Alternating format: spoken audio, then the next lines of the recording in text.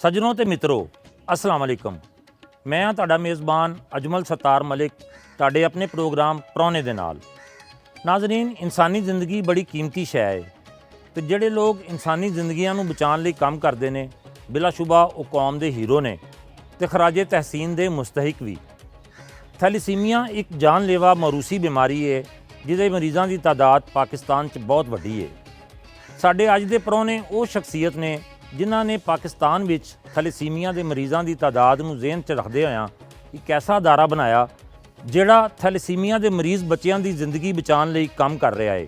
ਆਓ ਮਿਲਦੇ ਹਾਂ ਸਾਡੇ ਅੱਜ ਦੇ ਪ੍ਰਾਹੁਣੇ ਇਸ ਅਦਾਰੇ ਯਾਨੀ ਸੁੰਦਸ ਫਾਊਂਡੇਸ਼ਨ ਦੇ ਸਦਰ ਯਾਸੀਨ ਖਾਨ ਸਾਹਿਬ ਦੇ ਨਾਲ।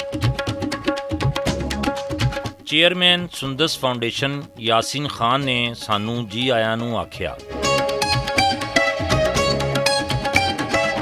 ਯਾਸੀਨ ਖਾਨ ਸਾਹਿਬ, ਪ੍ਰਾਹੁਣਿਆਂ ਦੇ ਵਿੱਚ ਤੁਹਾਨੂੰ ਖੁਸ਼ ਆਮਦੀਦ ਕਹਿੰਦੇ ਆ। ਬਹੁਤ ਮਿਹਰਬਾਨੀ, ਤੁਹਾਡਾ ਸ਼ੁਕਰੀਆ ਕਿ ਤੁਸੀਂ ਆਏ ਤੇ ਅੱਜ ਤੁਹਾਡੇ ਨਾਲ ਗੱਲਬਾਤ ਹੋਏਗੀ। ਮਿਹਰਬਾਨੀ। ਯਾਸੀਨ ਖਾਨ ਸਾਹਿਬ, ਗੁਜ਼ਿਸ਼ਤਾ 3 ਦਹਾਈਆਂ ਤੋਂ ਤੁਸੀਂ ਜਿਹੜੇ ਸਮਾਜੀ ਖਿਦਮਤ ਦੇ ਕੰਮ ਨੇ ਇਹ ਕਰ ਰਹੇ ਹੋ, ਉਹ ਕਿਹੜਾ ਲਮਹਾ ਸੀ ਜਿਸ ਨੇ ਤੁਹਾਨੂੰ ਇਸ ਤਰਫ ਰਾਗਬ ਕੀਤਾ? ਇਸ ਤਰ੍ਹਾਂ ਗੱਲ ਹੈਗੀ ਹੈ ਕਿ ਮੈਂ ਕਿਉਂਕਿ ਪੈਦਾਇਸ਼ੀ ਤੌਰ 'ਤੇ ਇੱਕ ਹਸਾਸ ਆਦਮੀ ਹੈਗੇ ਵਾਂ, ਹਸਾਸ ਇਨਸਾਨ ਹੈਗੇ ਵਾਂ, ਅਤੇ ਮੈਂ ਬਚਪਨ ਤੋਂ ਬਹੁਤ ਸਾਰੀਆਂ ਤਕਲੀਫਾਂ ਲੋਕਾਂ ਦੀਆਂ ਦੇਖੀਆਂ, ਲੋਕਾਂ ਦੇ ਦੁੱਖ ਦਰਦ ਦੇਖੇ।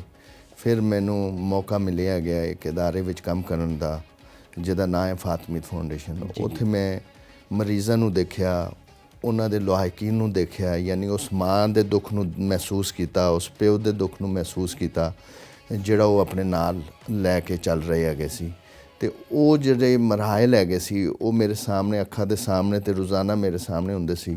ਉਹਨਾਂ ਨੇ ਮੈਨੂੰ ਇਨਸਪਾਇਰ ਕੀਤਾ ਕਿ ਮੈਂ ਜਿਹੜਾ ਹੈਗਾ ਨਾ ਕੋਈ ਮਾਸ਼ਰੇ ਵਾਸਤੇ ਐਸਾ ਕੰਮ ਕਰਾਂ, ਉਹਨਾਂ ਦਾ ਦੁੱਖ ਦਰਦ ਤਕਲੀਫ ਜਿਹੜੀ ਹੈਗੀ ਹੈ ਉਹ ਕੰਮ ਕਰ ਸਕਾਂ। ਅਤੇ ਇਸ ਵਾਸਤੇ ਜਿਹੜਾ ਹੈਗਾ ਨਾ ਮੈਂ ਇਸ ਸ਼ੋਬੇ ਦੇ ਵਿੱਚ ਆਇਆ ਫਿਰ, ਅਤੇ ਸ਼ੁਕਰ ਹੈ ਅਲਹਮਦੁਲਿਲਾ ਅੱਜ ਤਕਰੀਬਨ 35 ਸਾਲ ਹੋ ਰਹੇ ਹੈਗੇ ਨੇ ਕਿ ਖਿਦਮਤ ਦਾ ਸਫ਼ਰ ਹੈ ਜਾਰੀ ਹੈਗਾ। ਅਤੇ ਜਦੋਂ ਤੱਕ ਇਹ ਸਾਵਾਂ ਹੈਗੀਆਂ ਨੇ ਇਨਸ਼ਾ ਅੱਲਾਹ ਤਾਲਾ ਅੱਲਾ ਦੇ ਫਜ਼ਲ ਕਰਮ ਦੇ ਨਾਲ ਇਹ ਸਿਲਸਿਲਾ ਚੱਲਦਾ ਰਹੇਗਾ। ਅਤੇ ਮੈਂ ਕੋਸ਼ਿਸ਼ ਕਰ ਰਿਹਾ ਹੈਗਾ ਵਾਂ ਕਿ ਸੁੰਦਸ ਫਾਊਂਡੇਸ਼ਨ ਦਾ ਵੀ ਐਸਾ ਨਿਜ਼ਾਮ ਬਣ ਜਾਏ, ਐਸਾ ਤਰੀਕਾਕਾਰ ਬਣ ਜਾਏ ਕਿ ਮੈਂ ਨਾ ਵੀ ਹੋਵਾਂ ਅਤੇ ਇਹ ਸਿਲਸਿਲਾ ਜਿਹੜਾ ਹੈਗਾ ਚੱਲਦਾ ਰਹੇ।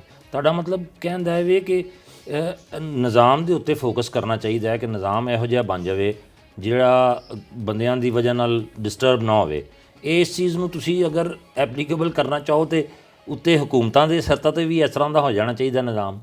ਬਿਲਕੁਲ ਇਸ ਤਰ੍ਹਾਂ ਹਕੂਮਤਾਂ ਹੋਣ, ਮਾਸ਼ਰਾ ਹੋਏ, ਉਹ ਸੁੰਦਸ ਫਾਊਂਡੇਸ਼ਨ ਹੋਏ ਜਾਂ ਕੋਈ ਅਦਾਰਾ ਹੋਏ। ਤੁਸੀਂ ਇਹ ਦੇਖ ਲਓ ਕਿ ਇੰਨੇ ਵੱਡੇ ਵੱਡੇ ਅਦਾਰੇ, ਮੈਂ ਅਗਰ ਨਾਂ ਲੈਵਾਂ ਜਾਂ ਨਾ ਲੈਵਾਂ, ਤੁਸੀਂ ਮੌਲਾਨਾ ਅਬਦੁਲ ਸਤਾਰ ਏਦੀ ਸਾਹਿਬ ਦਾ ਦੇਖ ਲਓ ਕਿ ਜਦੋਂ ਉਹ ਹੈ ਸੀ ਅਤੇ ਉਹ ਅਦਾਰਾ ਜਿਹੜਾ ਹੈਗਾ ਕਿੰਨਾ ਸਮੂਥਲੀ, ਕਿੰਨੇ ਯਾਨੀ ਇੰਟਰਨੈਸ਼ਨਲੀ ਨੈਸ਼ਨਲੀ ਜਿਹੜਾ ਹੈਗਾ ਨਾ ਉਹ ਚੱਲ ਰਿਹਾ ਹੈਗਾ ਸੀ, ਲੇਕਿਨ ਉਹਦਾ ਇੱਕ ਨਿਜ਼ਾਮ ਨਹੀਂ ਸੀ ਬਣਾ ਸਕੇ। ਮੈਂ ਇਹ ਸਮਝਦਾ, ਇਹ ਮੇਰੀ ਰਾਏ ਹੈਗੀ ਹੈ, ਹੋ ਸਕਦਾ ਮੈਂ ਗਲਤ ਹੋਵਾਂ। ਅਤੇ ਮੈਂ ਵੀ ਇਹ ਚਾਹੁੰਦਾ ਹੈਗਾ ਵਾਂ ਕਿ ਨਾ ਸਿਰਫ ਸਾਡੇ ਮੁਲਕ ਪਾਕਿਸਤਾਨ ਦਾ, ਆਲਮ ਇਸਲਾਮ ਦਾ ਐਸਾ ਨਿਜ਼ਾਮ ਬਣੇ, ਮੇਰੇ ਅਦਾਰੇ ਸੁੰਦਸ ਫਾਊਂਡੇਸ਼ਨ ਦਾ ਐਸਾ ਨਿਜ਼ਾਮ ਬਣੇ, ਜਾਂ ਜਿਹੜੇ ਵੀ ਅਦਾਰੇ ਹੈਗੇ ਨੇ ਉਹਨਾਂ ਦੇ ਜਿਹੜੇ ਸਰਬਰਾਹ ਹੈਗੇ ਨੇ ਉਹ ਐਸਾ ਨਿਜ਼ਾਮ ਦੇ ਕੇ ਜਾਣ ਕਿ ਉਹ ਹੋਣ ਜਾਂ ਨਾ ਹੋਣ ਅਤੇ ਇਹ ਸਿਸਟਮ, ਇਹ ਨਿਜ਼ਾਮ ਜਿਹੜਾ ਹੈਗਾ ਨਾ ਇਹ ਚੱਲਦਾ ਰਹਿਣਾ ਚਾਹੀਦਾ ਹੈਗਾ। ਕਿਉਂਕਿ ਮੈਂ ਹਮੇਸ਼ਾ ਕੋਸ਼ਿਸ਼ ਕਰਦਾ ਹੈਗਾ ਵਾਂ ਕਿ ਉਸ ਸਿਸਟਮ ਦੇ ਤਹਿਤ ਚੱਲਣਾ ਚਾਹੀਦਾ ਹੈਗਾ। ਅਤੇ ਮੇਰੇ ਕੋਸ਼ਿਸ਼ ਕਰ ਰਹੇ ਹੈਗੇ ਵਾਂ, ਹਾਲੇ ਪੂਰੇ ਤਰੀਕੇ ਨਾਲ ਕਾਮਯਾਬੀ ਨਹੀਂ ਮਿਲੀ ਹੈਗੀ, ਲੇਕਿਨ ਮੈਂ ਸਮਝਦਾ ਹੈਗਾ ਵਾਂ ਕਿ ਪਿਛਲੇ 8-10 ਸਾਲਾਂ ਤੋਂ ਜਿਹੜਾ ਹੈਗਾ ਨਾ ਉਹ ਨਿਜ਼ਾਮ ਦੀ ਤਰਫ ਚੱਲ ਰਹੇ ਹੈ ਅਤੇ ਇਨਸ਼ਾ ਅੱਲਾਹ ਤਾਲਾ ਇੱਕ ਨਾ ਇੱਕ ਦਿਨ ਸਾਡਾ ਉਹ ਨਿਜ਼ਾਮ ਬਣ ਜਾਏਗਾ। ਕੱਲ੍ਹ ਨੂੰ ਅਗਰ ਮੈਂ ਸੁੰਦਸ ਫਾਊਂਡੇਸ਼ਨ ਵਿੱਚ ਹੋਵਾਂ ਜਾਂ ਨਾ ਹੋਵਾਂ, ਜਾਂ ਮੇਰੀਆਂ ਸਾਵਾਂ ਹੋਣ ਜਾਂ ਨਾ ਹੋਣ, ਅਤੇ ਇਨਸ਼ਾ ਅੱਲਾਹ ਤਾਲਾ ਇਸ ਸੁੰਦਸ ਫਾਊਂਡੇਸ਼ਨ ਦਾ ਨਿਜ਼ਾਮ ਚੱਲਦਾ ਰਹੇਗਾ। ਯਾਸੀਨ ਖਾਨ ਸਾਹਿਬ, ਇਹ ਪੂਰੇ ਜਿਹੜਾ ਤੁਹਾਡਾ 35 ਸਾਲ ਦਾ ਸਫ਼ਰ ਹੈ, ਇਹਦੇ 'ਚ ਇਸ ਕੰਮ ਦੇ ਵਿੱਚ ਕੀ ਕੀ ਮੁਸ਼ਕਲਾਤ ਤੁਹਾਨੂੰ ਪੈਦਾ ਆਈਆਂ? ਮੈਂ ਤੁਹਾਨੂੰ ਦੱਸਦਾ ਹੈਗਾ ਵਾਂ ਕਿ 22 ਜਨਵਰੀ ਹੈਗੀ ਸੀ ਅਤੇ 22 ਰਮਜ਼ਾਨ ਮੁਬਾਰਕ ਹੈ ਸੀ ਜਦੋਂ ਸੁੰਦਸ ਫਾਊਂਡੇਸ਼ਨ ਨੇ 1998 ਦੇ ਵਿੱਚ ਗੁਜਰਾਂਵਾਲਾ ਤੋਂ ਇਹਦੀ ਬੁਨਿਆਦ ਰੱਖੀ। ਅਤੇ ਇਹ ਜਿਹੜਾ ਸੁੰਦਸ ਨਾਮ ਵੀ ਹੈਗਾ ਇੱਕ ਥੈਲੀਸੀਮੀਆ ਦੀ ਮਰੀਜ਼ ਬੱਚੀ ਹੈਗੀ ਸੀ, ਅਤੇ ਉਹਦੇ ਵਾਲਦ ਹਾਜੀ ਸਰਫਰਾਜ਼ ਸਾਹਿਬ ਹੈਗੇ ਸੀ। ਉਹ ਪਹਿਲੇ ਲਾਹੌਰ ਆਉਂਦੇ ਹੈਗੇ ਸੀ ਬਲੱਡ ਟ੍ਰਾਂਸਫਿਊਜ਼ਨ ਵਾਸਤੇ, ਉਹਦੇ ਇਲਾਜ ਵਾਸਤੇ। ਅਤੇ ਜਦੋਂ ਮੈਂ ਫਾਤਮੀਦ ਫਾਊਂਡੇਸ਼ਨ ਤੋਂ ਜਿਹੜਾ ਹੈਗਾ ਨਾ ਉਹ ਮੇਰਾ ਸਿਲਸਿਲਾ ਖ਼ਤਮ ਹੋਇਆ ਅਤੇ ਮੈਂ ਕੋਈ ਨਾ ਕੋਈ ਕੰਮ ਕਰਨਾ ਹੈਗਾ ਸੀ। ਅਤੇ ਮੈਂ 92-93 ਦੇ ਵਿੱਚ ਹੀ ਮੇਰੇ ਵਜਦਾਨ ਦੇ ਵਿੱਚ, ਮੇਰੇ ਖਿਆਲ ਦੇ ਵਿੱਚ ਰੱਬ ਨੇ ਇਹ ਪਾ ਦਿੱਤਾ ਹੈਗਾ ਸੀ ਕਿ ਮੈਂ ਵੀ ਜਿਹੜਾ ਹੈਗਾ ਨਾ ਇਸ ਖਿਦਮਤ ਦੇ ਸਫ਼ਰ ਨੂੰ ਜਾਰੀ ਰੱਖਾਂਗਾ, ਜਾਂ ਇਹੋ ਜਿਹਾ ਇੱਕ ਅਦਾਰਾ ਬਣਾਵਾਂਗਾ ਜਾਂ ਕੋਈ ਅਦਾਰਾ ਬਣਾਵਾਂਗਾ ਜਿੱਥੇ ਲੋਕਾਂ ਦੇ ਦੁੱਖ ਦਰਦ ਕੰਮ ਹੋਣ, ਉਹਨਾਂ ਦੀ ਤਕਲੀਫ ਕੰਮ ਹੋਏ। ਉਹ ਜਿਹੜੇ ਮਾਂ ਪਿਓ ਹੈਗੇ ਨੇ ਜਿਹੜੀ ਅਜ਼ੀਅਤ ਦੇ ਵਿੱਚ, ਜਿਹੜੇ ਕਰਬ ਦੇ ਵਿੱਚ ਮੁਬਤਲਾ ਹੁੰਦੇ ਹੈਗੇ ਨੇ, ਉਹਨਾਂ ਨੂੰ ਕੰਮ ਕਰ ਸਕਾਂ। ਅਤੇ ਫਿਰ ਗੁਜਰਾਂਵਾਲਾ ਵਿੱਚ 22 ਰਮਜ਼ਾਨ ਮੁਬਾਰਕ ਨੂੰ 1998 ਨੂੰ ਜਿਹੜਾ ਹੈਗਾ ਨਾ ਇਹ ਸਟਾਰਟ ਕੀਤਾ ਹੈਗਾ। ਅਤੇ ਇਹ ਨਾਂ ਵੀ ਸਿਰਫ ਇਸ ਵਾਸਤੇ ਰੱਖਿਆ ਗਿਆ, ਮੈਂ ਤਾਂ ਨਾਂ ਰੱਖਣਾ ਚਾਹੁੰਦਾ ਹੈਗਾ ਸੀ ਆਪਣੇ ਵਾਲਦ ਦੇ ਨਾਂ 'ਤੇ, ਲੇਕਿਨ ਮੇਰੇ ਕੋਲੋਂ ਹਾਜੀ ਸਾਹਿਬ ਨੇ ਪੁੱਛਿਆ ਕਿ ਇਸ ਅਦਾਰੇ ਦਾ ਕੀ ਨਾਂ ਰੱਖਾਂਗੇ। ਅਤੇ ਮੇਰੇ ਰੱਬ ਨੇ ਜਿਹੜਾ ਹੈਗਾ ਮੇਰੇ ਕੋਲੋਂ ਇਹ ਕਢਵਾਇਆ, ਮੇਰੀ ਜ਼ਬਾਨ ਤੋਂ, ਮੇਰੇ ਅੰਦਰੋਂ ਕਢਵਾਇਆ ਕਿ ਜੀ ਇਹਦਾ ਨਾਂ ਜਿਹੜਾ ਹੈਗਾ ਨਾ ਸੁੰਦਸ ਫਾਊਂਡੇਸ਼ਨ ਰੱਖਾਂਗੇ, ਕਿਉਂਕਿ ਸੁੰਦਸ ਵੀ ਥੈਲੇਸੀਮੀਆ ਦੀ ਜਿਹੜੀ ਹੈਗੀ ਹੈ ਉਹ ਪੇਸ਼ੈਂਟ ਹੈਗੇ ਸੀ।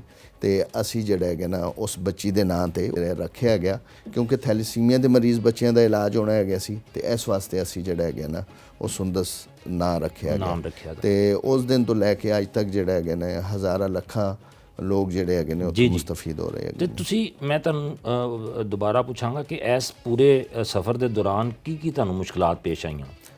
ਮੈਂ ਤੁਹਾਨੂੰ ਬੜੀ ਇੱਕ ਦਿਲਚਸਪ ਕਹਾਣੀ ਦੱਸਾਂ ਕਿ ਜਿਸ ਦਿਨ ਇਹਦਾ ਇਫਤਤਾਹ ਹੈਗਾ ਸੀ, ਅਤੇ ਉਸ ਦਿਨ ਇੱਕ ਹੋਰ ਥੈਲੇਸੀਮੀਆ ਦੀ ਬੱਚੀ ਜਿਹਦਾ ਵੀ ਤਾਲੁਕ ਗੁਜਰਾਂਵਾਲਾ ਤੋਂ ਹੈਗਾ ਸੀ, ਉਹਦਾ ਨਾਂ ਹੈਗਾ ਸੀ ਅਸਮਾ, ਅਤੇ ਉਹਦੇ ਵਾਲਦ ਦਾ ਨਾਂ ਮੁਨੱਵਰ ਹੈਗਾ ਸੀ। ਮੁਨੱਵਰ ਸਾਹਿਬ ਨੇ ਮੇਰੇ ਕੋਲ ਪੁੱਛਿਆ ਕਿ ਤੁਸੀਂ ਇੰਨਾ ਮੁਸ਼ਕਲ ਕੰਮ ਹੈ ਸਟਾਰਟ ਕੀਤਾ ਹੈਗਾ, ਇਹ ਕਿਸ ਤਰੀਕੇ ਦੇ ਨਾਲ ਚੱਲੇਗਾ, ਅਤੇ ਇਹ ਤਾਂ ਬੜੇ ਮੁਕਾਬਲੇ ਦਾ ਹੈਗਾ, ਅਤੇ ਫਲਾਂ ਜੋ ਵੀ ਉਹ ਮੈਨੂੰ ਕਹਿੰਦੇ। ਅਤੇ ਮੇਰਾ ਸਿਰਫ ਉਹਨਾਂ ਨੂੰ ਇੱਕ ਹੀ ਜਵਾਬ ਹੈਗਾ ਸੀ ਕਿ ਇਹ ਜਿਹੜਾ ਸੁੰਦਸ ਫਾਊਂਡੇਸ਼ਨ ਦਾ ਜਾਂ ਜਿਹੜਾ ਖੈਰ ਦਾ ਕੰਮ ਹੈਗਾ ਉਹ ਮੇਰੇ ਰੱਬ ਦਾ ਕੰਮ ਹੈਗਾ, ਅਤੇ ਅਗਰ ਮੇਰੀ ਨੀਅਤ ਠੀਕ ਹੋਏਗੀ ਜਾਂ ਸਾਡੇ ਸਾਰਿਆਂ ਦੀ ਨੀਅਤਾਂ ਠੀਕ ਹੋਣਗੀਆਂ ਅਤੇ ਇਨਸ਼ਾ ਅੱਲਾਹ ਤਾਲਾ ਇਹ ਜਿਹੜਾ ਹੈਗਾ ਨਾ ਸਿਸਟਮ, ਇਹ ਨਿਜ਼ਾਮ, ਇਹ ਅਦਾਰਾ ਚੱਲਦਾ ਰਹੇਗਾ। ਅਤੇ ਸ਼ੁਕਰ ਹੈ ਅਲਹਮਦੁਲਿਲਾ ਅੱਜ 28 ਵਰੇ ਜਾਂ 28 ਸਾਲ ਹੋ ਗਏ ਹੈਗੇ ਨੇ ਸੁੰਦਸ ਫਾਊਂਡੇਸ਼ਨ ਨੂੰ।